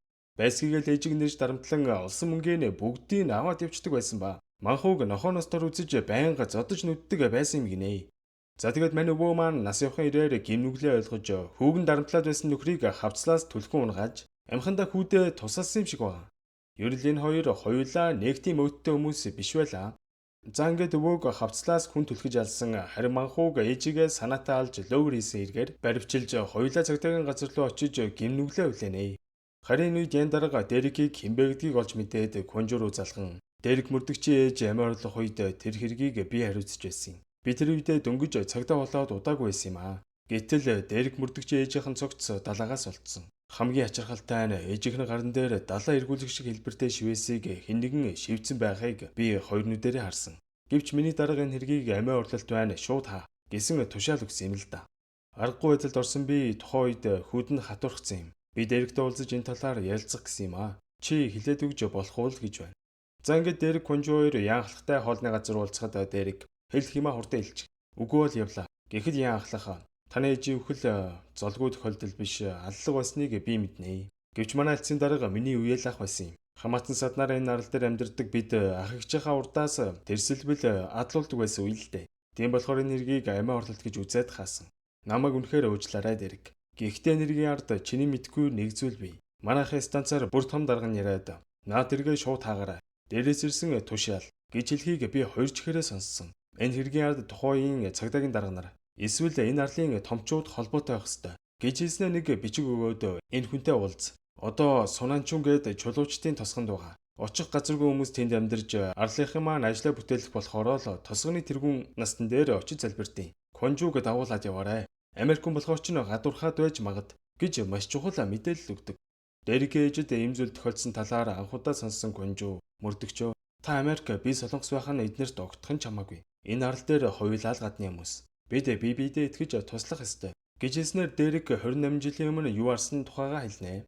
Манай ээж аавыг өнгөрснөөс хойш Элизабет хоёрыг өсгөх гэж ёстой л өдөр шөнөгүй ажилдаг байсан. Энэ арал дээр эмэгтэйчүүдэд ажил олддог байсан болохоор архины мохлогт ажиллахаас өөр сонголт байгаагүй. Химэн хэлэх ба архины мохлогт ирсэн залуус ээжийг нь татаж чангаагаад зүгээр ойлгодгүй ажил дээ. Гэтэл нэг өрөө ээж нь сандарсан орж ирээд хүү охин хоёроо шкафанд нуугаад юу ч болж байсан битгий дугаараа гэж захих үеэр хаалгаар борооны цуг өмссөн нөхдүүд гутг барьсан ороод ирж шүү. Дерек ээж өвдөг дээрээ сүгдэн гуйн би юу ч хараагүй штэ. Намайг амьд үлдээч штэ тэхүүлдэ. Гэхэд нөгөө нөхдүүд чинь ээжих намыг даран ухаан алдуулаад гарч утсан ба. Тэр нөхдүүдийн шуун дээр далайн эргүүлгийн шивээс байсан байгаа. За тэгээд Дерек ээжийн шуун дээр тэр шивээсээ шивчгээд далаа руу шидэн амиг нь хөнөөсөн гэж манай хүн үзэж байгаа юм байна л да. Яж хаад Лисаг алсан халуурчны шуун дээр ч бас далаа эргүүлгийн шивээс байсан тухай Лисагийн явуулсан мессежэн дээр нь байсан юм байна. Циркчин энэ бүх хэрэгтэй холбоотой. Химэн Дерек хэлэх ба буруутай эргэтнүүдийг бүгдийг баривчлан гэдгээ конжуу амлнаа. Харин энэ үед сүүжийн нэг зэрэг артал нэг хачи өрөөнд хүлүүлсэн байж шүү. Хүн байхгүй шиг байхаар нь арай гэж хүлээсээ мултлаад яг гарах гэж байтал цэрэгчэнд баригдчихнө. Цэрэгчний дотор хижнээн ч юм байдгийн бүүмэд нэг нэгээрээ гарч ирснэ. Биднээс зогцсон үнийг яадгийг мэдхүү. Онцгойлон өвтгдгийн. Гэд ухаан алдуулаад алах гэж итэл хонхон дуурч шүү. Энэ одоо хинбэ? Мөн нохон гөлөг. Гэд хаалга онгоолгоод алах гэж байтал өөр нэг нь гарч ирснэ. Эхлээд наад охиноо нуучаад хаалга онгоолго гэж хэлснээ сүүжинийг зориныхоо өрөөнд оруулчаад явж байтал дахин хувирж жинхэнэ Дон Бамын гараал ирэх шиг болтой. Хаалгааны тэл өвөөгийнхэн туслах ёслолд ашиглах чулуун тоглоомуудыг хүүхдүүд эвдчихлээ. Гэд дагуулсан явах замдаа дотор найзчин байсан уу? Хүнтэй яриад байсан. Гэхэд үгүй би ганцаараа байсан л гэлээ. Энэ үед хакер нөгөө циркус период гэх тоглоом дээр цэрэгчэнтэй адилхан нөхрийг олж авсан байх ба. Өсвөр насны хүүхдийн дүрд орж би ээжигээ үзэн яддаг яаж намтнаас алах вэ? Гэхэд өнөөхөн чатаар тэгвэл би тусалж болох юм. Зул сарын гэрлээр хүлж байгаад алах хэрэгтэй. Энтергээд яг л цэрэгчэнтэй адилхан үг хэрэглээд байсан тул манайд байршлыг нь олж тогтоотол хотын PC тоглоомын газар байв шүү. За ингээд манайд PC тоглоомын газар явж чоод цагдаагаас явж байна. Энэ IP хаягтай ширээ аль нь вэ? Гэхэд тэр 27 номер ойл гэж байна. Манайд бууга бэлдэн 27 дугаар ширээн дээр явж чоод таттал өсвөр насны охин сууж идэв. Манайд бүр гайхаад явчихна. Чатнуудын хартал амар үгтэй чат бичээд байсан хүн яг мөн биш үү? Дээр гэлж байна. Энэ охин циркчин биш ээ. Миний харсан үнээс шаал өөр хүн байна. Гэж хэлснээр мөрдлөг амжилтгүй боллоо. Пак мөрдөгч бохимдож чи ч одоо жоох охин байж яагаад ийм амар үг хэллэгтэй чат бичээд байгаа. Гэтэл манайх урдаас нь танд ямар хамаатай өөрийгөө л хичээ гэж авд юм да. Пак мөрдөгчийн дургу урж алив иргэний өмнөхний дугаараа ил гэд шалгаа үзтэл өмнө нь хэд удаа гэр бүлийн хүчирхийллийн дуудлага өгж байсан төвөгтэй охин байлаа. Заахын дөө. Аав ээжтэй чинь ярьж энэ талаар чинь хэлнэ. Гэтэл царайн сонирн болсноо. Аав ээж рүү л битгий хэлээрээ. Оронд нь шорон цуусан ч яхав. Намайг гэрэлдүүл битгий авч яваарай. Тэгвэл тэр новш намайг дахиад л гэд бүр маш их айн цожирдсан байдалтай байсан тул манай өхний гэрлүүн биш халамжийн төв рүү явуулахаар боллоо. Гэтэл охин руу нэг үл мэдэгдэх занал хийсэн мессеж ирж байгаа нь харагдана. Харин үед Дон Бамын өвөөгийнхөө тасган дээр ирж хүүхдүүдийн эвдсэн чулуун өгөлтээнүүдийг засч өгсөн шигэ. Сууж байтал түүний өвөө гараад ирэх ба. Дон Бамын өвөө чинь нөгөө чулуучдын тасганы нэр хүндтэй тэргүүн настай юм байна. Тэргүүн насны туслах ачоогод нөхөр та нараа бурхны тахил дээр тавих өгөлтээнүүдийг эвдчихэд нүд хурах гэлээ. Шийтгэе. Энтэр гэж төвчгөнөхөд Дон Бамын юу гэсэн үг юм бэ? Хүмүүс алдаа гаргаж болно штэ. Эд чинь хүүхдүүд ч үү дээ. Энтергээд их л сайн хүний дээр скетч байгаа мó эсвэл жинхэнэ Дон Бамын өөрөө ийм сайн хүн юм уу бөөмд. Энэ үед тэргүүн настан миний хөө жидэр гаднаас ирсэн цагдаа нартай уулзсан гэлөө. Гэхэд ийшээ алуурч ирсэн болохоор л нүүр хувиргалтын зөвлөгөө өгсөн юм аа. Гэхэд чи сонсоо үз. Сүүлд гоо прокурорын охин гадныхантай харьцаж байгаад амиа алдсан штэ. Чи ч хамаагүй гадныхантай харьцаад хэрэггүй гэж зөвлөгөө өгж байна. Харин энэ үед яаглах охинтойгоо уулзан ярилцж байгаа тухай яаглахын охин төрөлхийн гажигтай хөвгтэй эдгэхийн тулд чулуучдын тосгоноос салхаа байж л дээ. Маргааш тэргүүн настан том ёслол хийн. Ёслолын үеэр эмэгтэй хөвгтүүдийг чулуун байшинд хонуулж заан үйл хийн гэсэн юмыг яаж мэдхв?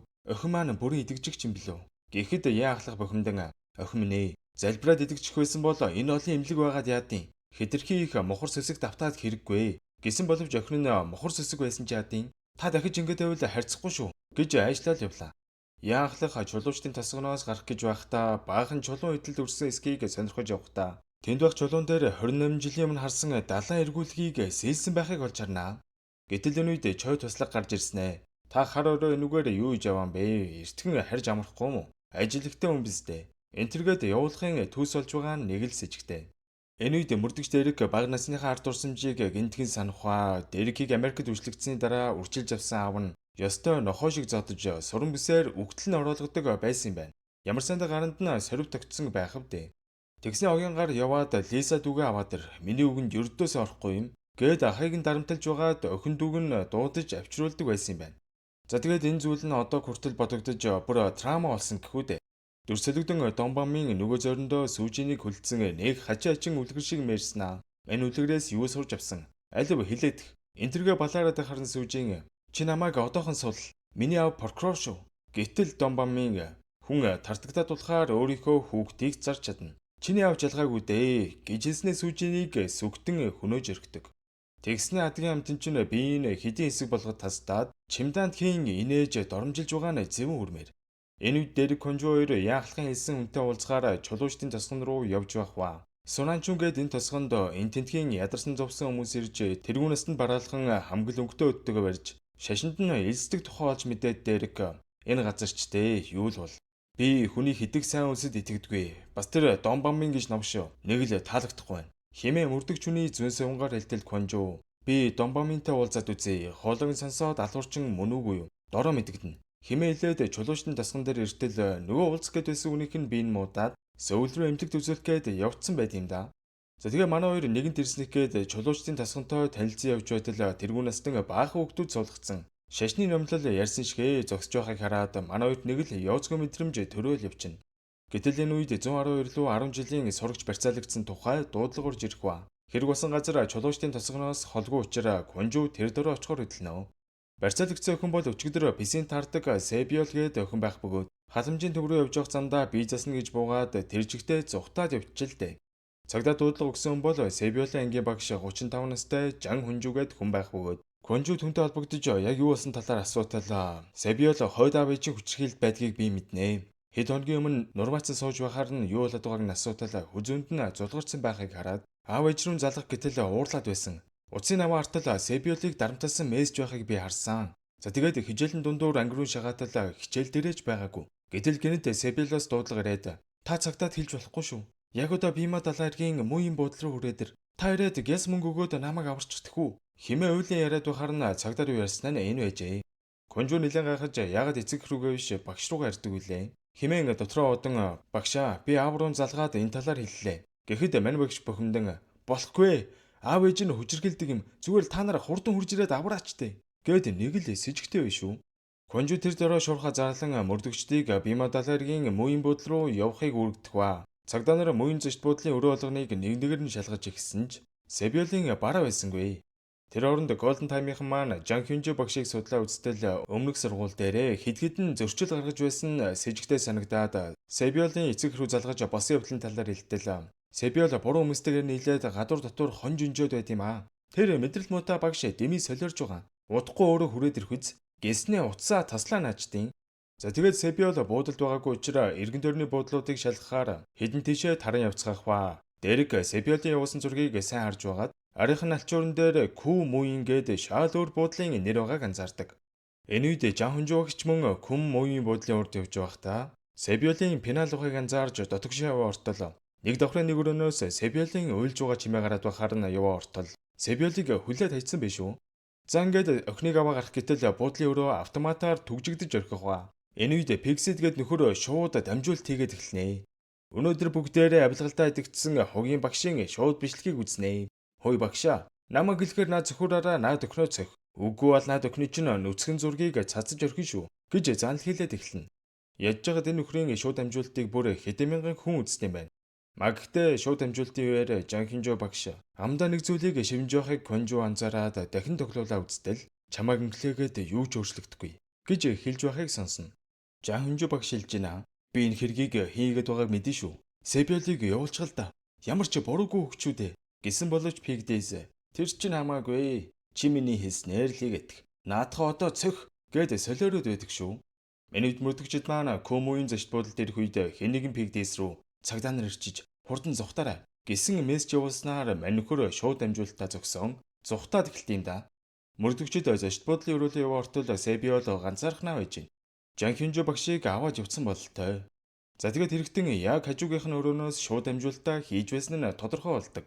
Хэрэгтэн Хармопи дунаад буудлын зогсоолоос зугтсныг олж мэдээд мөрдөгчд тэр дөрөв араас нь хөөж эхлэх ба дэшийг товцсон мэдэх тул тэр дөрөв араас нь хөөснөөр Pigdays-ийг удалгүй бариад авнаа. Жан Хюнжиг хайшаа нуусан хаана байна гэхэд Pigdays "Гэ би ямар ч буруугүй штэ. Яг үнэндээ эмхтэй хүн захиалга өгсөн юм аа. Сургуулийн багшийн амьдралыг сүрүүлээд өгвөл мөнгө өгнө гэсэн" гэж авд юм да. Чи юу солиороод байгаа юм бэ? Аль юу болсон дэлгэрэнгүй яриадах гэж хэлэхэд шүүхэд дуудагдаад мөнгөгүй болсон үед над руу нэг мэйл ирсэн. Их мөнгө өгнө гэд байсан.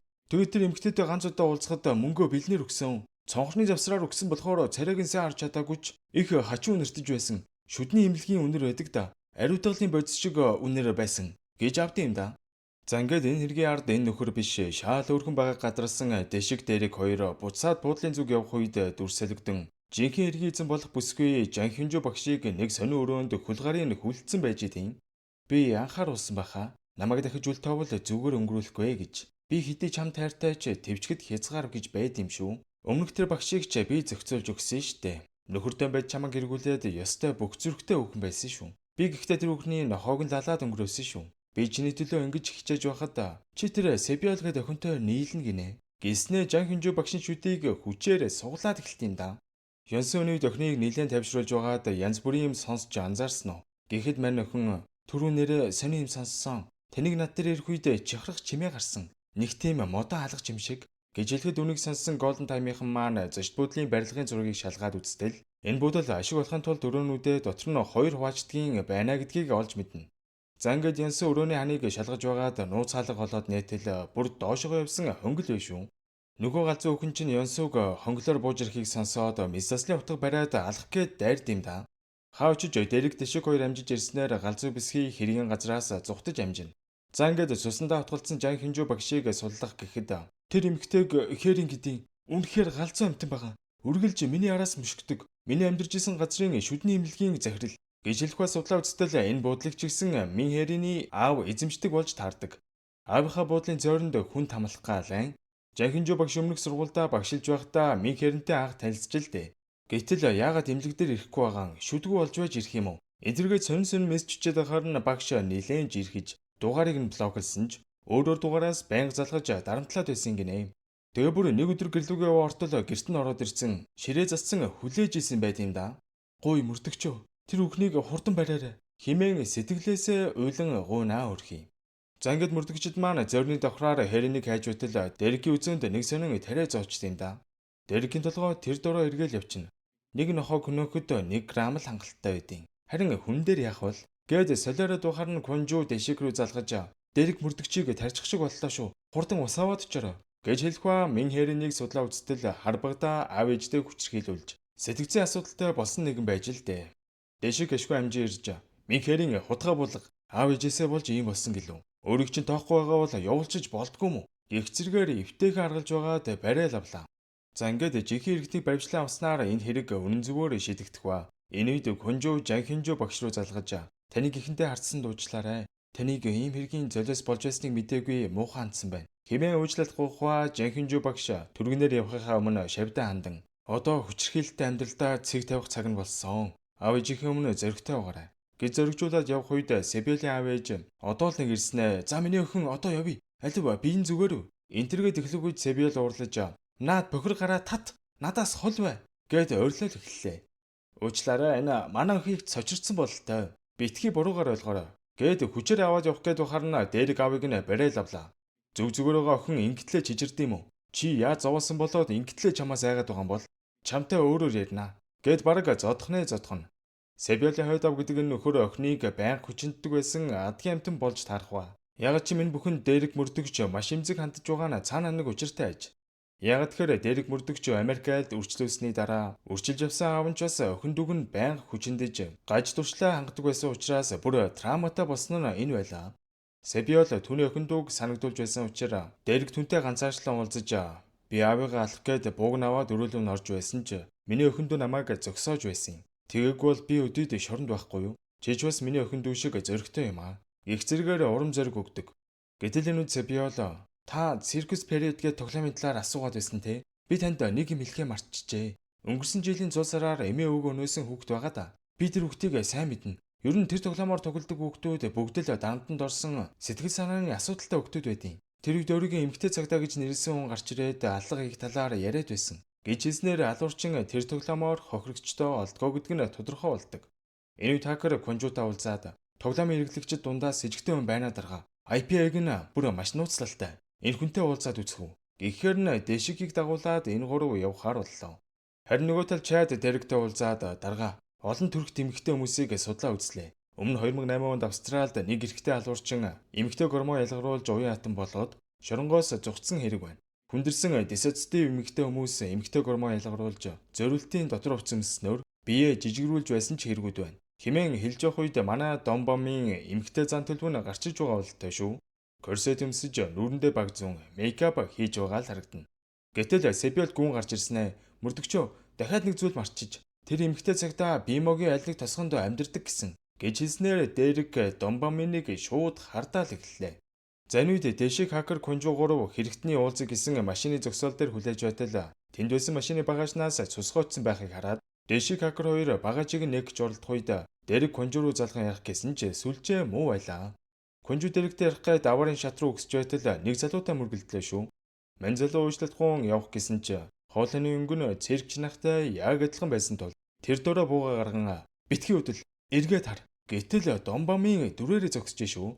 Энэ үед Дерек холбогдож Конжу хэргийн ард Домбамин байгаа юм байна. Яалтчгүй миний таамаглал зөв байна. Тэр хүн чадны диссоциатив эмгэгтэйм шиг байна. Химээ хэлж байтал мань нөхөр Конжуг хоолоогоор нь боосноо. Ердөө им имаар намайг барих гэж байгаа юм уу? Одоо биднийг үгүй эснийхаа хариуг амс. Гэд хутаг тулгатал бусад заашууд нь Конжугийн нүдний өмнө ээлж дараалан солигдоод алан алахгүй хэмээн өөр өөртөө тэмцэлдэт эхэлт юм да. За энэ хүрээд guys part 3 маань төгсөж байна. Subscribe дараагийн хүмүүсээ үл subscribe дараад notification-ыг хонхоо идэвхжүүлээрэй guys. Удахгүй part 4-өөр иргэн уулзцгаая. Дэшиг хакер 2 машины багажийг нээтэл өгсөн үний цогцс биш харин цэрэгчний маск парик гэдэл эдэргсэн байхыг олж харлаа. Энэ үед цэрэгчин Конжу 2 аварын шатан дээр ид алалцсан буундуу гарах чимээнээр дэшиг тэр 2 аварын шат руу гүйж очихва. Тэр дөрөө цэрэгчэнтэй зодолдож игсэн ч энэ цэрэгчин овоо өчтэй юм аа. Дэшигийг бараг л алхана.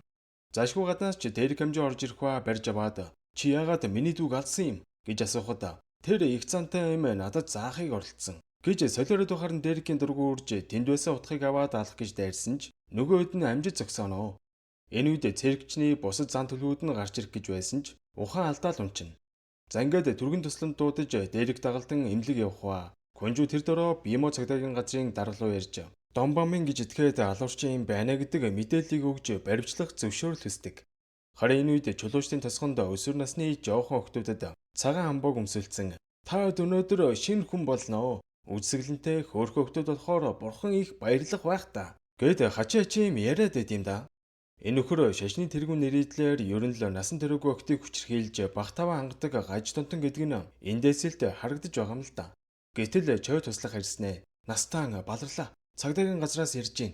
Таны аж хүү эмнэлэгт байгаа гэж гин. Аллагад сэжиглэгдэж байгааг сонслоо. Гэж хэлэхэд бушуухан цагдаагийн даргалууд залгаатгал гэж авч гин.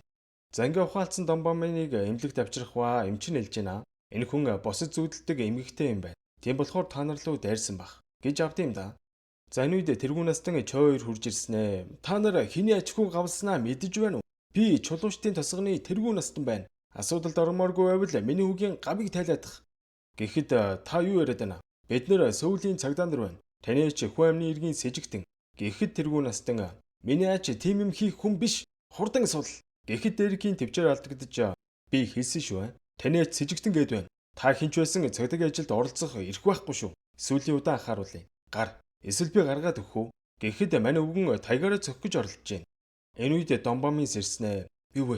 Би хаана байна? Энтергээд мэдэн будлаад эхэлнэ.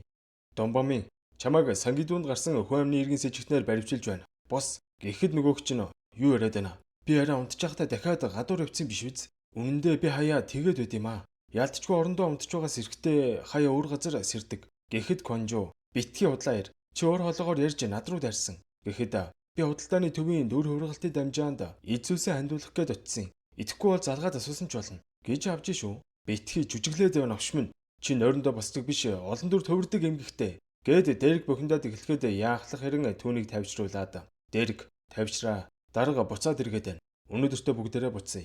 Баталгаатай нотлох баримт байхгүйгээ бистэ. Эсвэргээрээ бид нэр л асуудалд орно шүү. Химээ хэлж байж Дерекийг арай гэж тавьчрууллаа. Дерек мөрдөгчөө. Та намайг алуурчин гэж бодоод ах шиг байна. Уул нь би биш штэ. Химээ Домбамин хэлэхэд Конжу Дерек тандан түрүүн Домбамин над руу дарахад хоолойг нь битсэн. Таахаа эргээр эхэлж баривчлаад аллагын нотлох баримтыг нь олъё. Гэсэн санаа гарах ба Дерек Домбаминд анхааруулж байна. Домбамин мөн овшмын. Би чамайг зовлонтойгоор тарчлах болно. Химээ занал хийлээл гарлаа. Тэргүүн настан яахлах руу уурлаж миний ачаар уралдаж байж баларвдаа та нар хэний ачаар амьдарцгааж байгаа вүлээ гэж төвчгөнөхөд яахлах ойлголоо. Гэхдээ настан гин буруугүй бол шалгуулчвал зүгээр юм биш үү гэж хэлчихэл гарч одно. Конжу аврын шатан дээр бичсэн бичлэгээ Дерек сонсуулаад та сайн сонстоо. Домбамины дотор 3 өөр дүр байгаад байна. Намайг дүрээдэг эмхтэй 30 орчим насны залуу. Бас бактери өвчтөй нэлээд догшууны төрх гарч ирсэн. Хэмээн хэлэх ба надтай адилхан эмэгтэйдүүр хаа очиж намайг аврах шиг болсон. Ерөнхий над руу явуулсан имэйлүүдийг анзаараад байхад бүгд л анхааруулах маягаараа бичсэн байсан. Хэмээн хэлэх ба тэр дөрүүд нь ямар учиртай юм бол гэдгийг олж мэдээцгээе гэж тохирдог. Энэ үед шиг залгаж Домбамын новш худалдааны төвийн нүүр хувиргалтын дамжаад эзүүсээ хандуулах гэж ирсэн гэдэг нь үнэн бол таарлаа. Одоо яах вэ гэж байна. Энэ үед тэргүй настан Мантайгээ туслахаа дуудаад "За Мантай минь, миний ачийг харж хандаж их ядарч байна уу? Сүүлийн үед бамын өөр хүн шиг зан гаргаагүйз." Гэхэд "Үгүй ээ настаа. Гэхдээ ойрд найзтайгаа их хоноод байгаа юм шиг байлээ. Хаяад эмэгтэй хүний хоолой их сонсогддیں۔ Гэж хэлэхэд өвөгийн царай сонирн болоод явчихна. Мантай, одооноос миний ачийг хараанаасаа салгахгүй сайн ажиглаж байгаарай. Бүр хуцаа авчираад энд хэсэгтэй амьдар гэж тушаал болгож байна. За тэгэхээр энэ Домбамын гэж нөхөр нэрэл үнэн хэлсэн бол л доо. Бусад дөрүүд нь гарч ирэх үед тэднийг огт сандаггүй болохоор өөрийгөө аллах хэлснийг ч мэдэхгүй л байгаа юм байна.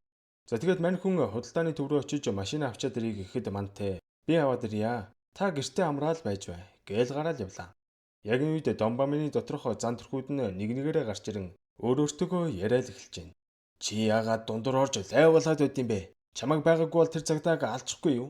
Гэхэд эмэгтэй хоолоогоор "Конжугуула миний сями ихэр чи алж болохгүй." Гэхэд бас нэг хоолой гарч ирсэн ээ. "Цагдаа ирэхээс өмнө хамаг эд мөрийн баримтаа устгая. Тэр цагдаа нар ч овоо гарууд юм аа. Намайг сэжгэлж зүрхлэнэ гинэ." Гэснээр нөгөө зөөрнийхөө өрөөлөөр орж хамаг эд мөрийн баримтаа цүнхлээл эхэлж байна. Харин нөгөө талд мөрдөгчд маань Бимо арлын цагдаагийн дарагтаа уулзсан Домбамын хэргийн гол сэжигтэн гэдгийг хэлж баримтлах зөвшөөрөл хүсгээд мань дарга "Домбамын чинь манай эндхийн тэргүү насны ач. Алуурчин биш байвал бөө асуудал үүснэ штэ." Гэхэд Дерек урлаж "Тийм мундаг хүн юм бол өнөөрөө ачгүйгээ гадагшаа зүгтаалагчиж чадах л бах. Яг одоо баримтлах тушаал гаргахгүй бол Америк руу эргэж очиод Солонгосын цагдаа хамтарч ажиллаагүйгээд гомдол гаргана шүү" хэмээн уурлаад гарч одно.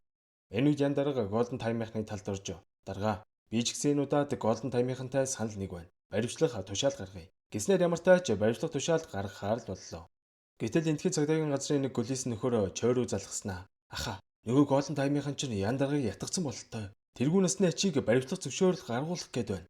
Бас тэр Голден таймын Америк цагдаагийн мэдээллийг олсон тань руу одоо явуулчих" гэж авд юм да. Чой туслах тэргүй настан дээр очиод болсон явдлыг хэлээд "Тэр Дерек гээд Америк цагдаа манай Бимо арлын хүн юм гинэ. Багада ээж нь амиа орлож Америкад үрчлэгдсэн юм байна." Гэхэд тэргүй настан тэр цагдааг улам сайн судал гэсэн үүрэг өглөө. Манай цагдаагийн газар дээрээ судлаа үзтэл Домбамын шиг эмэгтэй хүмүүс ихвчлэн багадаа авсан травманаас болоод өөр хүний зан чанарыг шингээ авдаг тухай олж мэдээд Домбаминд ямар нэгэн зүйл тохиолдож байсан талаар хакераар судлуултал нэг сонин зүйл олж мэдлээ. Мань Домбамын багадаа нэг хүн тулгаалагдж байсан ба түүнийг хулгайлсан Омчоггүй гэдэг хүн нь чулуушдын тосгонд шинжилийн гэрлэн чимэглэл зарсан ч мөнгө авч чадахгүй байсан тул тэргүй насны ачгүйг хулгайлж л дээ. Гэхдээ удалгүй Омчоггүй зочид буудалд амиа урсан байдалтай олдож Домбамын эсэмэнд гэртээ эргэн харжээ. Гэхдээ нэг сонин зүйл нь Омчоггүйгийн үхэл амиа орлт гэхээсээ илүү аллах байх магадaltaй талаар задлан шинжээч тэмдэглэлтэй бичин үлдээснийг олж мэднэ. За тэгээд тэр Омчоггүй нь бактери өвчтөй байсан бөгөөд түүний ашиглаж байсан зэвсэг цэрэгчний аллагаа хайдаг зэвсэгтэй их адилхан байгааг анзаардаг. Энэ үед Мантай Домбамын машиныг аваад гэрлүүн ороод иртэл хамаг юм нэвдэрч хэмхэрсэн байхаар нь өнөөгч нь Домбамын цанаан зовоод байшингаар нь нэг ирж хайж яваад нөгөө алгаа идэг зорилуу нь яваад орчноо. За тэгээд шалан дээр байсан чемоданыг нэгэ үзтэл Эбу үзэгд сүжиний зэрэмдэглүүлсэн цогцсойхыг хараад орилоод явчихна. Энэ үед Домбамын гарч ирснээ өөртөө яриад эхэлж шүү. Нэг сонин бактери хоолоогоор 24 жилийн дараа уулзаж байна. Би одоо ч гэсэн тэр өдрийг мартадаггүй. Та нараас суулж миний биеэс цус урч байсан тэр өдрийг.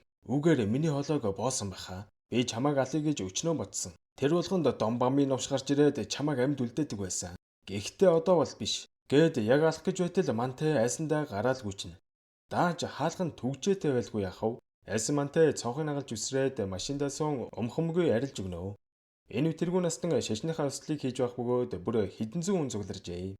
Яг энэ үед хоёр хүүхэд чулуун үнээр тоглож байхыг хараад ажгүйгийнхээ талаар нэг зүйлийг гэнэт саналаа. Домбамын баг бахта тэр мөө өвгөн чамд мөнгө өгөөгүй. Үх гээд чулуун тоглоомоо эвдэлж байснаа гэнэт хувирж энийг хин юм болгоч вэ гээд уйлж байсныг сананаа. Энэ үед чой туслах хараад настан Мантай нэг сонирн болцсон хүрээд ирлээ. Гээд дагуулад явах ба Мантай бурхны тэхлийн өмнө амьгуун залбирж байхыг хараад юу усныг асуутал настан таны ачин гэрт сүжиний цогц байсан 24 жилийн өмнө өгсөн хүний сүнс Домбамны биеинд орцсон байлээ хэмээн уйлж унчхад санаа зовлтгүй. Энийг уучих тэгвэл тайвширна. Гэд нэг шингэн уулгалаа шүү. Энэ үед яахлахын охин ирснэ. Тэргүй настан минь манай суугааг харж хандаж байгаад баярлалаа. Гэтэл танай охиныг шинхэн төрүүлэх ёслолд оруулахгүй. Тэгж ойлгоорой гэж авд юм да. Үгүй настан минь яагаад вэ? Та ёслолд оролцуулна гэж амласан биз дээ. Химээ хэлэхэд аавыгаа ятгах чадахгүй байж их бурхны энергийг хүснэ гинэ. Охиныг чинь оролцуулахгүй. Гүйцээ. Гэхэд мань бүсгүй уйлж унжин охиныг минь эрүүл болгоход өгөөчтэй гэд уйлал үлдлээ. Энэ үед Дэрэг Конжо хоёр Домбамины гэрийн гадаа хотолд хийж байгаад гэрэл нь унтрахаар байшин руу сэмэрхэн яваал орлоо. Энэ үед хар цов өмсөн нөхөр Бимаа цогцгийн газрын байр руу орж ирэх үед дэшиг тараад юу хүн бэ? Химээ асуудал нэг цаас өгөхөө уншаад үзтэл би та нарын хайгаад байгаа циркчин байна. Хэрэгэ хүлээх гэж ирлээ. Гэд битсэн байхыг хараад бууга гаргаж чи хин бэ? Хутга тавиад газар хэвт. Гэх үед гартаа эмэгтэй өвний үстэй авах барьсан байхыг хараад сандраал явчихна. Гэтэл энэ нөхөр Домбамын биш харин мантай байд юм да.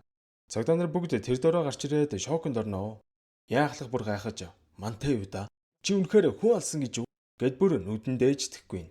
Нөгөө талд манай хоёр Домбамины гэрийг нэгжиж байгаад Домбамын гидсэндээ утгалуулад цусалдаж байхыг олж хараад тэр дороо түргэн дуудах үед паг мөрдөг залгаад дарга чулуучдын тосгоны мантайгэд нөхөр цэрэгчний алхахыг үлдсэн гэд хэрэгэ үлээхээр ирлээ.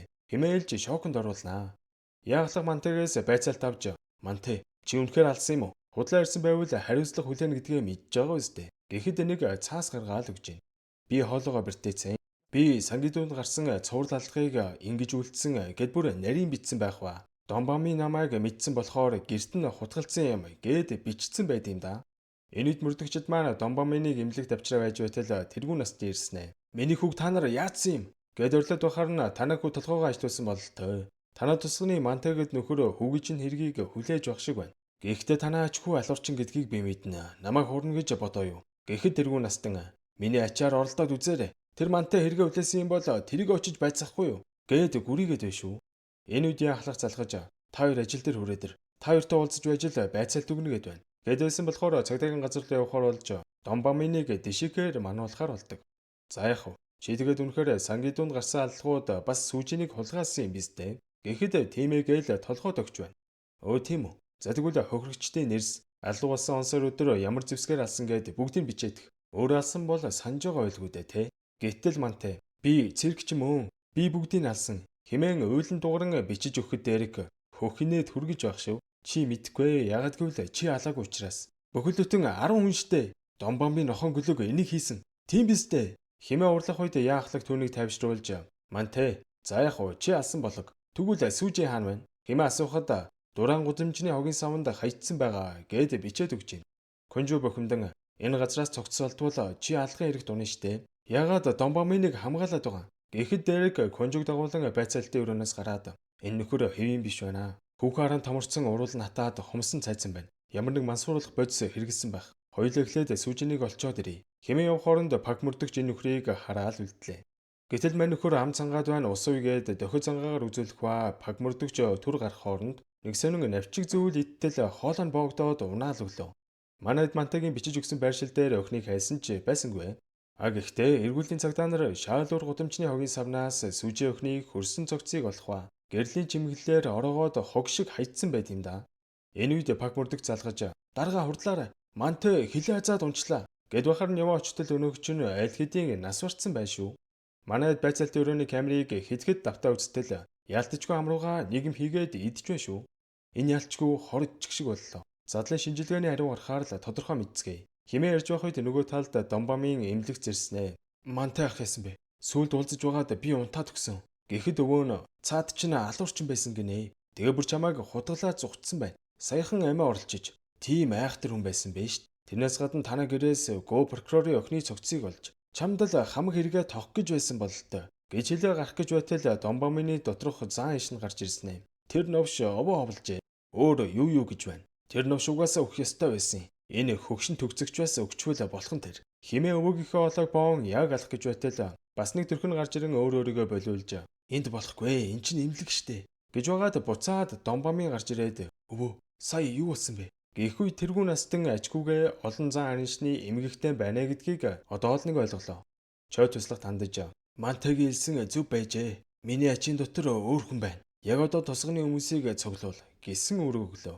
Го прокурор хэргийн газар яаран ирж өхнийхөө хөрсөн цогцыг хараад уйлж унжаал явчлгүй яхав.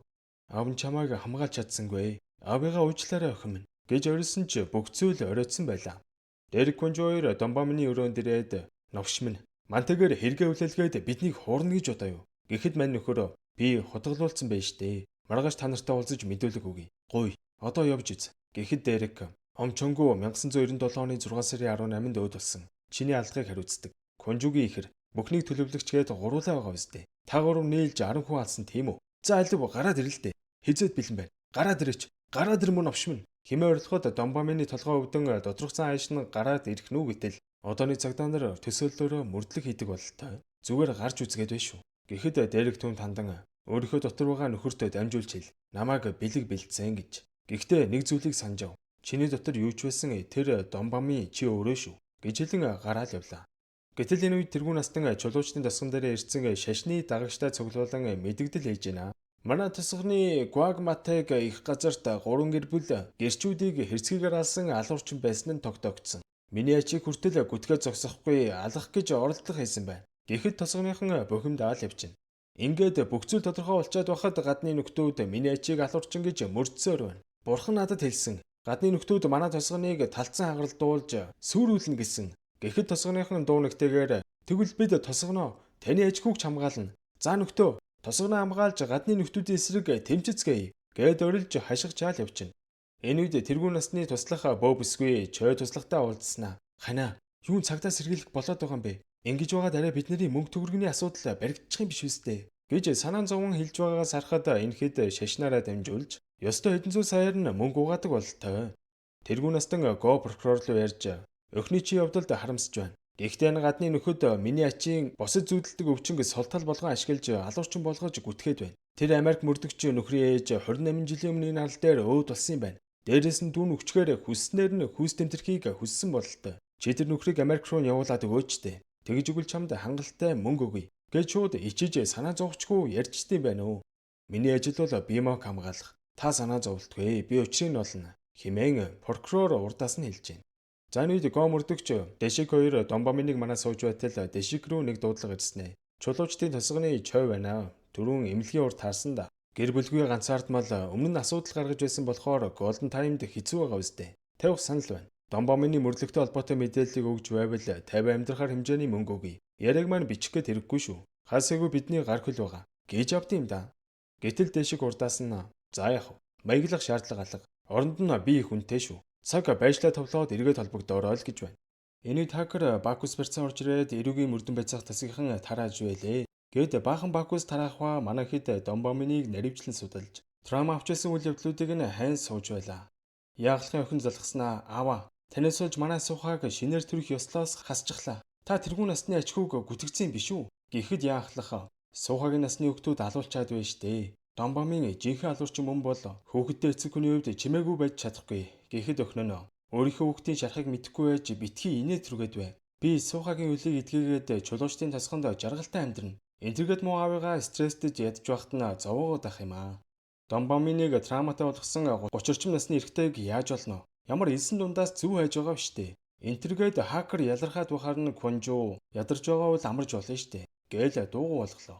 Гэтэл эмнэлэгт Домбаминыг манжилсан хоёр маань төр зөрмөлөх хооронд Домбамин өрөөнөөсөө гараад зүхтаацсан байд юм да. Конжу ажлаа тараад буудлын өрөөндөө өртөл хаалган онгорхоо байна. Гайхаад яваа ортол орон дээр нь цуснаж болсон шувуу аваачаад тавьдсан байх шүү. Энэ талаар Дэрэг Тэлэн маньхан буудал дээрэн бусад өрөөнүүдийг шалгаа үзтэл манай мөрдөгчдийн орнууд дээр баахан өгсөн шувуунууд тавьдсан байна. Энийг чулуучдын тосгоныхон хийсэн биш үү? Бид хэдийг амхандаа занл хийлээд байгаа юм бах та. Химээр алцж байтал цонхны тэнд нэг нөхөр сүйтгэнээ гүйчлээ. Манай хоёр тэр дөрөө мань нөхрийн араас гүйсээр ойролцох уулын бил рүү ортол генет нүдэн аргаад толгоо нь эргээл явчихна. За ингээд хэрэгтний ардаас гүйж байгаад ядж хахад хоёр тишээ салчнаа. Конжугийн чихэн шүүгэж толгоо нь маш хүчтэй эргэж байгаад яг хавцал руу ундгийн даван дээр Дэрэг түүнийг барьж авлаа. За энэ хүрээд part 4 маань дуусч байна. Тэгээ таад маань сувгаа subscribe хийж амжаагүй байгаа бол subscribe төвчөө дарахаа мартуузай. Дараагийн дугаараар иргэн уулзцгаая guys. Хавцлаас унах гэж байсан Конжуг Дэрэг ашгүй амжин барьж авнаа. Конжу бүр сонирн болцсон хамгүйлсэн цуваад чихэнд хий юм сонсогдоод нүд харахуулаад байсан. Хэмээн хэлэх ба дэрэгчээс хийн ямарсан тухайга хэлж биднийг ямар нэгэн зүйлээр мансууруулсан бол той. Дэшээ гарч ирэх замд эми ургамалд үнэртэж байсан л гэж байна. Гэтэл нөгөө эмнэлгээс орсон Домбамин чинь эмнэлгийн ойрцох парк дээр нам унтаж байд юм да. Энэ үед чулуучдын тасганы хоёр залуу ирснэ. Домбаминыг бид нар авч явна. Та нар хэрэгтний олчоо үстэй. Сүүлийн сануулга шүү. Гэхэд дэшигийн дург уурж юу гинэ? Чи дахиад хэлдэ. Цагдаад сануулга өгдөг чи хэн бэ? Гэд бараг зодтолтонгоо л алдлаа. Гэтэл Домбамин сэрснэ. Өвчтөе үнийг гүтгээд л ёс зүг юм а. Энтэр гэж үг хайчаал явна. Дэрэг Конжойр цусны шинжилгээ өгөхөд энтхий ууланд ургадаг. Бимаа ургамал гээд мансууруулах үйлчилгээтэй ургамал гэдэг нь тогтоогдох ба бодоод үзтэл хэдэн цагийн өмнө хакер Бакус тараагаад байсныг гэнэт санаж тэр Бакуст албаар бимаа ургамалд шингээсэн байсныг ойлгодог. Конжу энтхий цагдаа нар дотор урагч байна. Ер нь цаашдаа болгоомжтой байхгүй бол болохгүй юм байна л гэж байна.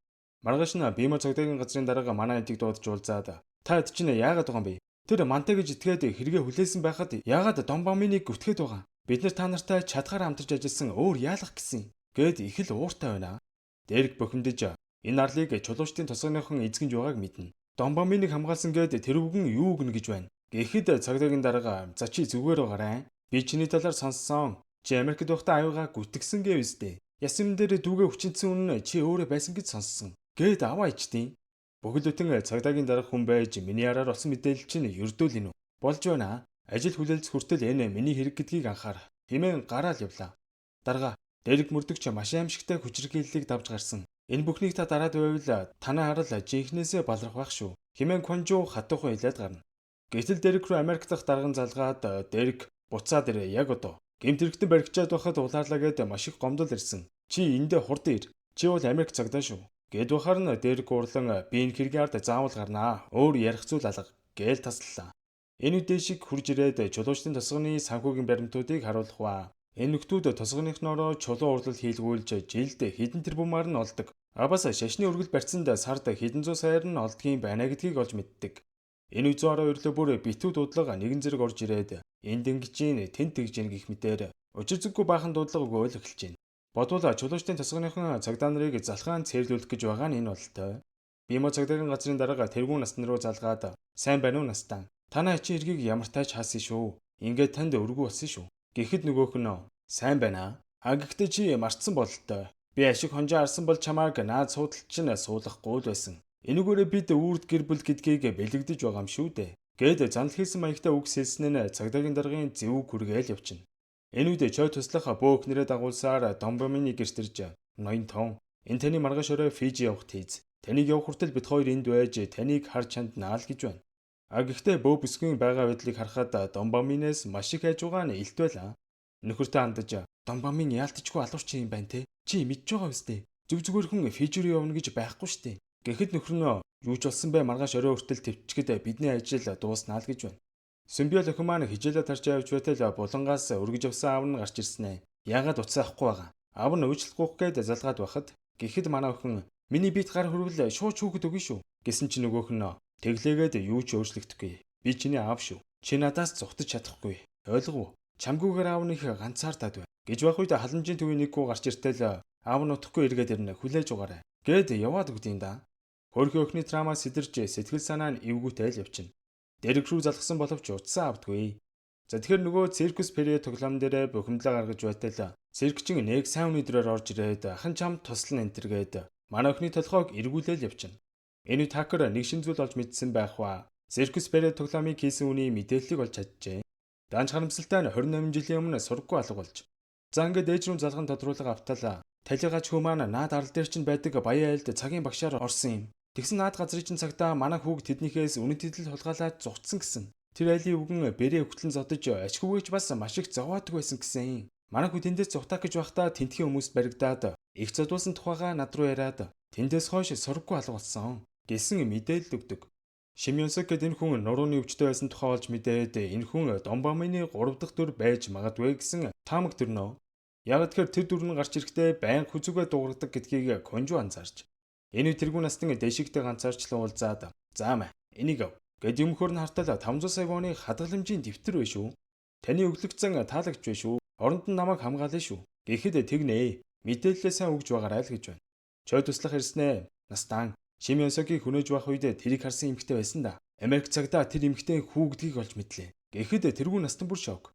Дэшиг Конжо руу залгаад дарга сая нөгөө өвгөн чинь 500 саяар хахуулах гэж оролдлоо. Би эднэрийн дотор нь ороод танд чухал мэдээлэл өгч буй. Өмнө гаргасан алдаагаа цайруулах боломж олгооч дээ. Хэмээхэд Конжо аюултай санагдвал шууд хэлээрэй гэсэн болцолтойгоор зөвшөөрдөг. Дэрэг Голден таймынхныг цуглуулан хурал хийж байх ба Домбамины дотор 3 зан төрөх байгаа. Эхнийх нь Омчогго хамгийн хэрцгийн. Дараагийнх нь Шимонсог цагийн багш хийж байсан. Харин гурав дахь нь Конжо даргаыг дуурайдаг эмэгтэй байгаа. Цаг өнгөрөх тусам циркчин болж арга барил нь нарийс саарлана. Тэр нөхөр маргаашаараа Фижи явахаас өмнө хүн алах гэж оролдох байх. Тэрнээс өмнө барих хэрэгтэй байна. Хэмээн хүмүүстэй үргийг нь хуваарлж өгнө. Дэшиг тэргүй насныг Сэмэркийн дагаа явсаар нууц хөрөөлөө очиод ажиглалтал. Маньхүр сейф авах жагаад нэг бичиг баримт гаргаж ирснэ. Зуух руугаа хийгээд гараал явлаа. Дэшиг тэр дөрөө зуухнаас бичиг баримтыг гаргаад хартал эцэг тогтоох шинжилгээний бичиг байд юм да. Яг энэ үед Домбамины гэрт байгаа бөө бүсгүй мэрэг төлөгийн сууж байтал хүзүүгээ тасдуулж өгнө гэсэн төрөг гарч ирээ байжтэл Домбамин гараал ирж байна. Өө ноёнтон та гарах гэж байгаа мó? Гэтэл өнөөх нь за мэрэг төлөгч нь ямар хөө байна? Бөөнөр өөрийнхөө ирээдүг мэддэг болов уу? Гэх үед бүсгүй мэдээж айгаал явчихна.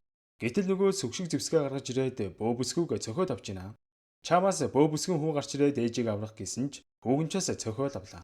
Энэ үед 112 руу халамжийн төвөөс дуудлага ирж Себиол охин алгуулсан тухай хэлэхэд Конжо бүр шок. Гэтэл энэ үед Себиолыг харсан хүү барилгын гадаа Себиолийн аав ирсэн байсан гэж хэлснээр Конжо шуурхаа зарлаж мөрдөгчд Себиолийн аавын машиныг зогсоохоор хөдөлцгөнө. Гэтэл энэ үед Себиол хамаг цүнхэнтрээ авцсан зам дээр зогсож байтал Домбамын ирснээр машинд нь суудаг. Борог байхад цов өмссөн сонирл юм. Химэн дотроо одоод эргээ артал ард нь хоёр хүний цогц байхыг хараад шок. Дөрсөлдөгдөн мөрдөгчд маань Себиолийн аавын машиныг болохоор давхиж байхдаа гэрлэн дөхөн дээр Домбамины машиныг олж харах ба зорчигчийн суудалд Себиол байгааг харснаар машина буцаа эргүүлтэл цагдаагийн машин харсан Домбамин хаазаг ишгэн урд нь байгаа машиныг төлхөн холдуулаад хар ирчээрээ давхиал эхэлнэ. Гэтэл энэ гоо мөрдөгч яасан ч муу жолоовэрдийн Домбаминыг хараанаас алдчихноо. Гэхдээ тэр нөхрийн машиныг камераар шүүсээр яг араас нь яваад иртэл машин орхиод явцсан байх шүү. Хаа очиж Себиол охин эсэм энд байсан ч арын судал дээр нь цус нүжиндээ утгалтсан хоёр хүн байна. Азар амьд байсан учраас түргэн дуудаа үйжэтэл тэнд байсан өвөө. Наад машины жолооч нь наад барилга руу ч орсон шүү. Химээснээр Дэрэг барилга руу яваал орно. Барилгын дотор нэлээд айсан боловч олддоггүй шүү. Хэргийн газрыг сонсч байсан Конжо арт ч нь байна холт гэж хэлсэн тул мань нөхөрд арайж зүгтүүлсэнгүй. Омчогго Шимонсог чиний дотор байгаа биз дээ. Яасан? Өвөө чинь чамайг дарамталдаг байсан гэвс дээ. Химэн өдөө хатгаж эхлэхэд мань нөхрийн толгой тарих нь өвдөөд өөртөө тэмцэлдээд эхэллээ. Дэрэг бие барьж дээлсэнгүй. Мань нөхрийг зодож эхлэхэд өнөөхөн зөрүүлээд улсаар боогоод баймилж алдгийн даваан дээр гөөмөрдөгч гарч ирээд баруун гар руу буутчихдаг. За ингээд Домбамын барилгаас гарan арын гудамжаар зүхтаагаад эхэлнэ. 112-д маань арын гудамжны камеруудыг шүүсээр далайн хүнсний зах руу орохыг нь олж харах ба Дэрэг зах дээр иртэл Домбамын маш их сандарсан байдалтай. Нэг хүн барьцаалцсан мөрдөгчөө намайг авраарай. Би хүн алдсан юм шиг байна. Энтэр гэж байснаа барьцаасан хүнээс судлаж хутгаан бууж өгдөг. Дэрэг ч юу гэж зүгээр хав барьж аван сөгчээсэн нөө бууга гаргаад иртэл өнөөх нь зүгээр л намайг алчих. Өөрийгөө хүн алсан гэж бодохоор үнэхээр аимшигтай байна. Гээд жинхэнэ Домбамын гараад ирсэн бололтой. Дэрэг дүүгийнхээ өшөөг авахаар мань нөхрийг буудах гэж байсан ч цагдаа хүн болохоор буудаж чадсангүй. Хоосон хий буудаал өнгөрдөг. За ингээд цуудаа алуурчин нөхрийг ашгүйнийг баривчлан авах ба тэр дөрөө хүн алсан гэдгээ хүлээн зөвшөөрсөн болохоор маш том нотлох баримттай болоод авлаа. Домбамын баригдсан тухай сонссон яа ахлах өөрөм залгаж за настан минь танай хүү хэрэгэ үлээсэн хүсвэл өмгөөлөгч авч болно. Гэхэд нөгөөх нь тэр чин ундахтаа зүудэлдэг хүн юу байцаалт юу баривчилгаа тэгж аривал танай охиныг би тосгондоо авч зээг чинь ирүүл болох гээд байхад чи ингэж хариу ярьж байгаа мó. Гэхдээ нь яа ахлах бохимдож та төрийн цагдаа хүнтэй арай хамаагүй харьцаад байгаа юм шүү. Ирж мэдүүлэг өг гээл тасалдаг. Домбамын алуурчин гэдгийг сонссон Бимо цагдаагийн газрын дарга Конжотой ганцаарчлан уулзаж та нарт итгээгүйд намайг уучлаарай. Чамаас юуг нь хов үннийг гэлэхэд манай нөхөр энд амралтын газар барихын тулд наснаас туслалцаа авсан юм аа. Чадах бүхнээрээ туслая уучлаарай л гэж байна. За ингээд Домбаминыг цагдаагийн газар авчрах үед энтхийн хамаг телевиз сэтгүүлийнхаа ирсэн цуудаа алуурчин баригдлаа гэд бөө юм болж гинөө. Тэргүү настан айл хэдийн өмгөөлөгч явуулсан нөгөөх нь байцаалтын өрөөнд томорж өгч гин. Домбамин тийм зүйл хийгээгүй. Та нар гэмгүү нэг гүтгэлээ. Энтергээд байхаар нь яа ахлах. Чэнэ би чамайг мэднэ. Чи багасаа чулуучдын тосгонд өссөн болохоор ингэж байгааг чинь ойлгож байна. Тэгвэл наад нөхөр чинь алуурчин мөн штэ. 10 хүн алсан. Гэ байж итэл гаднаас мэрэгжлийн сэтгэл зүйж орж ирэн алуурчинтай ярилцаж эхэлдэг. За тэгээд Домбомын өөрийнхөө эмгэгийг доолныг хүлээн зөвшөөрж бүх аллагуудаа санаж гисэн тухайга нийнүг уйлж намайг хориод өгөөч. Гарч болохооргүй газар хориод намайг эмчлээд өгөөч дээ. Хэмээн үнэхээр л өөрийнхөө хийсэн үйлдэлд гэмшиж байгаа нь илт байлаа. Сэтгэл зүйч түнтэй нийлэн ярилцаж байгаад олон зан аашд диссоциатив эмгэгтэй байна гэдэг нь тодорхой болдог. Ян дарга түүнд даалгын зургуудыг нэг нэгээр нь үзүүлж байцаалд авч байтал Дэрик уулзмаар байна гэсээр угаад байцаалтын өрөөлөө орж ирснэ. Алив энийг сайн хар. Өөрийнхөө юу хийснийг. Гэтэл нөгөөг чинь би харж чадахгүй нэ. Гээд уулагнаад бахаар нь хараач мөн новш минь. Чи түрүүн л өөхөх ёстой байсан. Чам шиг новшид хуулийн шүүлтэнд орох эрх байхгүй. Новш минь чамайг би заавал ална. Гээд бөө юм болж байж гарлаа. За ингээд шүүх хурал болтол энэ нөхрийг саатуулах байранд хорхоор болох ба. Домбаны өмгөөлөгч цагдаа нар гар хүрсэн гомдол гарган энтергээд бөө юм бас болно. За ингээд мань нөхрийг төр саатуулах байранд оруулахад тэрүүн насны ирж уулздаг. Гэхдээ харгалзах цагдаа байгаад байсан тул Янсука намайг таньж байгаа үстэй. Авт чинь тусалж байсныг санаж байна уу? Түр гарч бай 5 минут. Гэхэд цагдаа гарч энэ хоёр хоёулахнаа үлддэг. Ач минь чамайг хэрэг өвлөсөн гэдгийг сонссон. Тэглээгээд өвөөгийн алсан хүмүүсгээд илүү дутуу юм ярьсан юм уу? Айжичгээ мэдгүй тэгжгэлж зүрхлэн гинэ. Худлаа гэж цагдаа нарт очиод хэл. Хэмээн шахчих хуваар нөгөө тал Дэрик Кунжу сая Домбомын хэрэгээ өвлөөж харамсаж байгаа юм шиг уйлж байсан ч нэг л худлаа санагдаад байна. Нүд нь байгаа байдал нь яалтчгүй хэргийг маш сайн мэдэж өөрийгөө дарж байсан. Энэ нөхөрт дөрөв дэх цааны шин байгаа бололтой. Гэхэд Конжу тэр цаан шин Домбомыныг дуурайгаад байна гэж үү? Хэмээн асуухад үгүй ээ. Дөрөв дэх цаан шин жинхэнэ Домбомын бололтой. Тэр бидний бодож байснаас ч аюултай юм шиг байна. Хэмээн хэлж байх үед саатуулах байрны Домбомын маш тайван хоолоогоор надад бүх хэргийг тохоод ганцаараа эргээс мултрах юм гэж үү? Чи хүн алаа өстэй. Чиний хийсэн бохир үйлдэлүүдийг хилээд өгөх үү? Чулуучдын тосгоны тэнэг амьтдыг мунхруулж үгэнд нь ороогүй зодож алдгийг үү? Танаа өргөмөлгүй манай аавыг өдөр бүр зодож үхэл түргэснийг чинь үү? Үгүй бол ээжээр минь оролдож намайг төрүүлсэний чинь үү? Би бүгдийг хэлчихв. Аава гэж авдим да. Чи миний ээжийг нүдэн дээр минь зодож алах үед л би шийдсэн. Энэ новштой аятайхан харьцахгүй бол намаагч гисэн алах юм байна гэж утсан. Тэгээд л чиний дуртай сайн чин дүрийг бүтээсэн. Би өгчвөл хэн чамаас хариу авах үлээд. Намайг энэ бүхнийг хэлэхээс өмнө эмнэлэг төрөг. Ойлгосноо аваа? Хэмээн зал хэлж байдаг шүү. Энэд Конжуро хакер залгаад дарга Домбомын гадаадаас нүр ургалтын олон баг зэвсэг захиалсан байна. Гэхдээ нэг л сонирн байна. Цагаан химэл ус сагалт гэх мэт зүйл захиж. Химээ хэлэхва Конжу Домбомын хөгшин үний дүрээр эндээс зугтах гэж байгаа бололтой. Гээд Дэрик тэлж байтал дэшиг хурж ирснэ. Дарга нэг хардаа. Тэр өвгний сейфнээс олсон юм. Домбомын аав тэр өвгөн юм байна. Эцэг тогтоох шинжилгээний хариу нь энэ байна. Хэмээн харуулдаг. За тэгээд тэр бусдад тусархаг хийсэн үйлдэлдээ маш их гэмшиж байсан Домбомын бол бас нэг дүрнэл байсан байгаа. Жинхэнэ Домбомын бол сая тэрүүн наснтай ярилцсан маш их өшөнзөнгоор дүрсэн нэгэн болж таардаг. Энэ үед Ёнсу залгаад дарга нөгөө бөө бүсгүй хагалгаа амжилттай болсон. Домбомын талаар мэддэг зүйлсээ бүгдийг хэлье гэж байна. Гэхэд директор хоёр эмнэлэг дээр яар ирнэ. Бөө бүсгүй уйлж тэр новшийг та нар яг барьсан биз? Би үнэхээр их айсан. Тэр новш намайг шууд л сүгтээд авсан. Би заллин игээд зугтаж яваад очих газаргүй над чиг хүнийг хүлээж авдаг газаргээд утсан. Намайг бостойгоо танилцуулж их л сайхан юм ярьж исэн.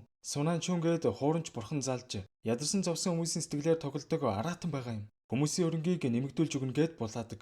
Амьдралдаа бөөдөр очиж байгаагүй намайг бөө болгож хүмүүсийн өргөл барьцаар маш их мөнгө олсон. Бимо аршаа нэртэй мансууруулах бодисыг их бурхны аршаан гэж ядарсан хүмүүс дуулгаж тархийг угаасан. Хамгийн аимшигтай нь тэр хөгшин их бурхны дүрд орж насан туршаагүй охидтой бэлгийн харьцаанд ордог байсан. Хүчин дүүсийн охтууд цагдаа талхих гэж оролдвол зэрлэгээр зодож алдаг байсан. Тэр өчнөө гэм зэмгүй эмэгтэйчүүдийг алсан алуурчин. Хэмээн хамаг бузар болохыг нь дэлгээл хаялаа. Таан талаараа шүүхтээр хилээд өгөх боломжтой юу? Гэхэд боломжтой. Энэ бүхнийг дэлгэрэнгүй бичсэн тэмдэглэл манай дэлгүүр дээр байгаа. Гэхэд баг мөрдөгч гоо мөрдөгч хоёр тэмдэглэлийг авчирхаар гарлаа. Энэ үед ян дарга залгаж Домбомыг сэтгцэн эмнэлэг рүү шилжүүлэх гэж байна. Гэдгийг хэлэх ба сэтгцэн эмнэлгийн дарга харуул хамгаалалтаа танилцуулж та нар санаа зовлтгүй манайд найдвартай л гэж байна. За ингээд Домбомыг өрөөнд нь оруулж хүлээлгэн өгөх үед сэтгцэн эмнэлгийн дарга нэг бичиг сэмэргэн дамжуулж шүү. Энэ үедээ шиг мөрдөгчтэй нүдийг хариулж байгаад цүнх өгснөө. Боломж олгож байна шүү. Хурдхан орго гэж хэлээд гарч одно. За тэгтээ дэшиг энэ талаар мэдээж Конжуро хэлэх ба Домбомыг эмнэлгээс орох үед нь барьж аваад илүү хүнд ял онохоор төлөвлөлөө. Эмнэлгийн захирлын өгсөн бичгийг хартал 10 минутын дараа хаалга нэгдэнэ. Амжиж оргоорой. Өөчин чамайг оргуулж байгаа шүү. Хурдхан хөдөлгөхгүй бол хаалтууд буцаад хагдана. Химээ бичсэн байхыг хараад Домбомын орох уу яах уу гэд эргэлзэж эхэлдэг. Энэ үед Конжо өрөөнийх нь утас руу залгаад Домбомын чи муу арчаагүй хүний сүг. Гэмгүй хүний дүрд орж биднийг хуурна гэж санаа юу? Намайг алчиж чадахгүй арчаагүй амтэн. Гэх зэргээр албаар хор шарыг нь малтаад эхлэхэд нөгөөгч нь Конжугийн занганд орж тэр дөрөө хуцаа солиод эмнэлгийн байрнаас орохоор болдог. Энэ үед манай мөрдөгчд эмнэлгийн бүх орц гарцыг манж байтал Домбомын гарч ирдгүй шүү. Түүнээс гадна эмнэлгийн тохиол дуурайд эхлэх үед хэрэг бишлээ гэж бодсон хэд маань дотгошоо яваад орох үед Домбомын зөрөөд цонхоор гараад гүйчтэй да. Хаачиж дэшиг мань нөхрийг харсан болохоор ардаас нь даган гүйсэн боловч нэг булан эргэснээ дэшигтэй алцаад эхэлжээ шүү. Тэгснээ дэшигийн мөрөнд хутга заон намайг барих гэж албаар занг тавьжээ. Муу хогийн новш. Гэж байснаа дэшигийн нуруу мөрг идэл хаасаагүй хутгалаа л эхэлнэ. Хүн хөхтэй яагаад ийм онцгой үнэрттэй болоо. За, амь гуугаачтэй. Чамайг амьд үлдээчих чинь билүү? Гэхэд дэшиг битгий хуц новшоо. Дахиж чам шиг новшнуудтай амнасаараа наймаалцахгүй гэж хэлэхэд дэшигийн цээж рүү хэд хэдэн удаа гүнзгий дүрээл хаялаа. Тэгснээ огийн амтэн чинь таксийн цонгуудаа чулуужтын тосгон руу яваал өглөө. Энэ үед Дэрэг Конжо 2 гүн ирсэн боловч дэшиг маш их цусалтсан байсан ба Дэрэг тандаж мөрдөгчөө тэр өвгөн шин янсагийг алж явах үед танаа ээж санаандгүй харснаас болоод тэр өвгний гарт алуусан юм байлээ шүү. Химэн маш чухал зүйл хэлээд сүүлийн амьсгалаа хураан өөд боллоо. Хэдий нэгдүгээр сизон дээр муухай зүйл хийж байсан ч энэ удаад цагдаа үний үүргээ биелүүлж нэр төртөөгөөр хорвоог орхилоо. Зоор хоёрын маань хэд Домбомины суусан таксиг камераар шүүсээр чулуужтын тосгон руу чиглэн явж байгааг нь олж тогтоодог. Энэ үед Пак мөрдөгч Гомөрдөгч хоёр чулуужтын тосгоны үүдэнд ирсэн боловч тосгоныхон бөөнөрөө цугларсан цагдаа нарыг оруулахгүй л гэж байна. Тэгснээ бүр нэг залуу өөр дээрээ бензин асгаад ордох юм бол өөрийгөө шатаан энтергээд шантаажлаад эхэлд юм да. Тайвширцгаа бид тэргүүн насны чинь баримтлах зөвшөөрөлтэй. Оруул. Гэхэд та нар зайлцгаа. Бидний дунд ясныхаа бол гадныхан зайлцгаа. Гэд бүр оруулах шинжгүй шүү. Цагдаа нар ингээд орч чадахгүй гүлийгээ байж итэл Дэрэг Конжо 2 ч хүрээд ирнэ. Өвгөө хаана байна? Гэхэд тэр өрөөнд залбирал үлдэж байгаа гэсэн. Химэн заасан ч Конжо хоолойг нь сонсоо үзтэл тэргүүн насны олооноос шал өрхөн байт юм да. Тэр биш байна. Хуурамч байна. Домбоминч биш байна. Тэргүүн насны нууц өрөө мүзийн дор байдаг гэж дэшиг хэлж байсан. Тийш очие. Химэн явх үед мань тэргүүн настай маань хамгал мөнгө төгрөг. Бижиг баримтуудаа цүнхлэн зовтох гээд байж идэм да. Гэтэл Домбомын гараал ирж байна. Сүнс гарсан юм шиг болчихын. Тэр эмнэлэгт насаараа хатна гэж бодоо юу. Гэхэд Домбомина минийхүү 50 бай. Би аав чинь шүү дээ. Энтэр гэхэд өнөөгч нь одоо чамтай тооцоо бодноо л гэж байна. Дөрсөлгдөн Пак мөрдөгч тэргүүн насны лөөрийн баримтуудыг өөрсдөд нь үзүүлэхээр өгтөл нөгөөд чинь энийг харснаа хоорондоо хоёр хуваагдаал явчихна. Саяхан тосгоны хамгаална энтэр гэж байсан хүмүүс мөнгөө л өөрдөөсөн гэдгийг сонсоод хоорондоо барилцаж яваад эхэлдэг шүү. Хөрхий. За ингэж байхдаа нэг нь гал тавьснаар тэнд битүү галсаад эхэлнэ. Дэрэг Конжо 2 нууц өрөөлөө яваа ортол өвгөн Домбомын хоёрын аль нь ч байсангүй. Шатаж өгөх гэж байж л энэ нөхдүүд эндээс явахгүй. Энэ бол бурхны газар гэд дэмийрээд өгдөг шүү. За ингээд онцгой байдлын ирж галыг унтраах үед Дэрэг залбирлын өрөөлөө явж ороод мань нөхрийн багийг хуултал чой туслах байд юм да. Харцгаа. Та нарын хамгаална гэдэг байгаа хүн чинь тэргүүн настан биш. Тэр энд байхгүй. Та нарыг хаяад аль хэдийн зүгтсэн. Та нар түүнд хууртаж байсан. Одоо ойлгож байгаа үстэй. Хэмээн хэлэхэд нөгөө нөхдүүд чинь ойлгож байгаа ч юм уу бүү мэд. Энэ үед босод цагдаа нар нэг өрөөнд баахан насан туршаагүй охтыг хорьсон байхыг олж харах ба.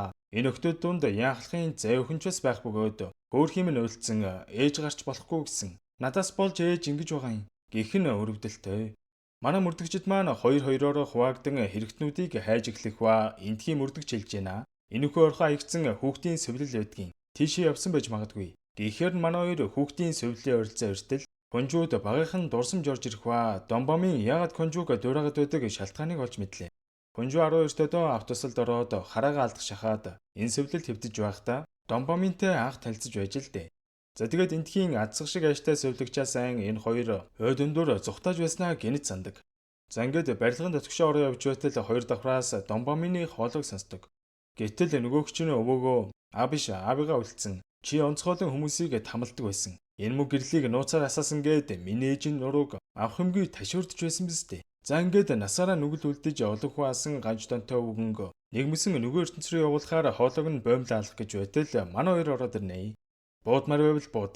Чиний ээжийг алсан өвгөн штэ. Ичихгүй аим гож байгааг нь хардаа. Дургутмаар биш гэж юу? За алив нэгсмаар хоёр тулаа. Бууд гэсэн боловч Дэрэг буудсангүй. Тэнгүүд Домбомын хар ирчээрээ зугцсан боловч Дэрэг араас нь хөөж байгаа дулаан нүрээрээ таарцгаана. За ингээд манай хоёр нэлээд алалцаж байгаад Домбомын Дэрэгийг буудах гэж байтал Конжу гараад ирнэ.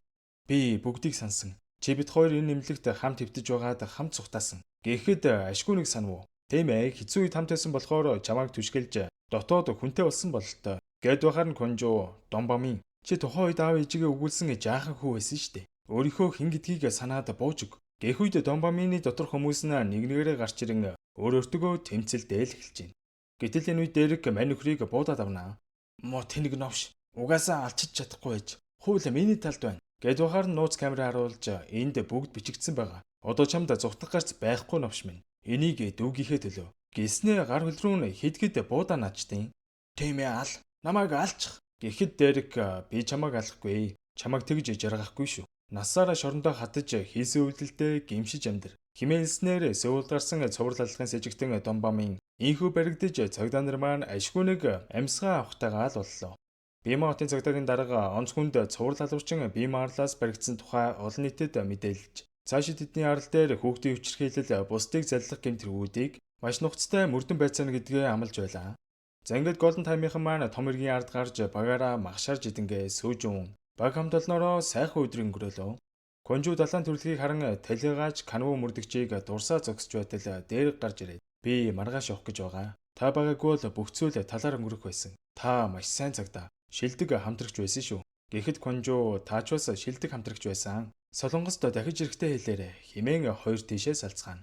Гэтэл удалгүй Чад Дерек дээр ирснэ. Дарга би нэг сонь зүйл анзаарсан. Би Марлын эмнэлэг дотор таныг Конжу даргатай ярих хоорондоо цагаан хувцастай залуу би байг харж байна. Яах вэ? Гэх мэтээр сонь юм яриад байсан. Нэг л сэтгэл тэглээд байгаа болохоор танд хэлж байгаа юм шүү. Химээлгүй энэ үед Конжу эртэдийн хагцсан хүүхдийн сөүл дээр ирээд өөрийнхөө хуучны өвчний бичиг баримтыг хараа зогсож байтал энэ газрыг олно гэж бодсонгүй шүү. Гээд нэг бүсгүй гараал ирж байна. Чи хэн бэ? Алив царайгаа харуул. Гэхэд надтай хамт яваач. Чиний сонсгол яаж юм болсныг мэдмээргүй байна. Химэн манай бүсгүйг машинд суулган хөдөлж байгаагаар voice over маань ийхүү төгсөж байна. За ингээд нийт 4 бүлгийг 14 парт болгон оруулсан байна. Энэ хүрээд энэ цуврал маань дуусч байгаа шүү. Удахгүй тааддаг түнэлгээд цоошин гэмтэрхтэй драмаар эргэн уулзцгаая. 16 ангитай болохоор бас 5 парт орох байхаа гэж бодож байна. Аваасаа нийт үзэгчдийн маань 90 орчим хувь огт subscribe дараагүй үздэг юм биш үү? Та subscribe дараагүй бол яг одоо subscribe дараад өгөөрэй. Тэгж байж илүү хурмааван илүү олон гой кинонууд оруулах шүү манайхан. За тэгээд удахгүй дараагийн шинэ цувралаараа эргэн уулзцгаая guys.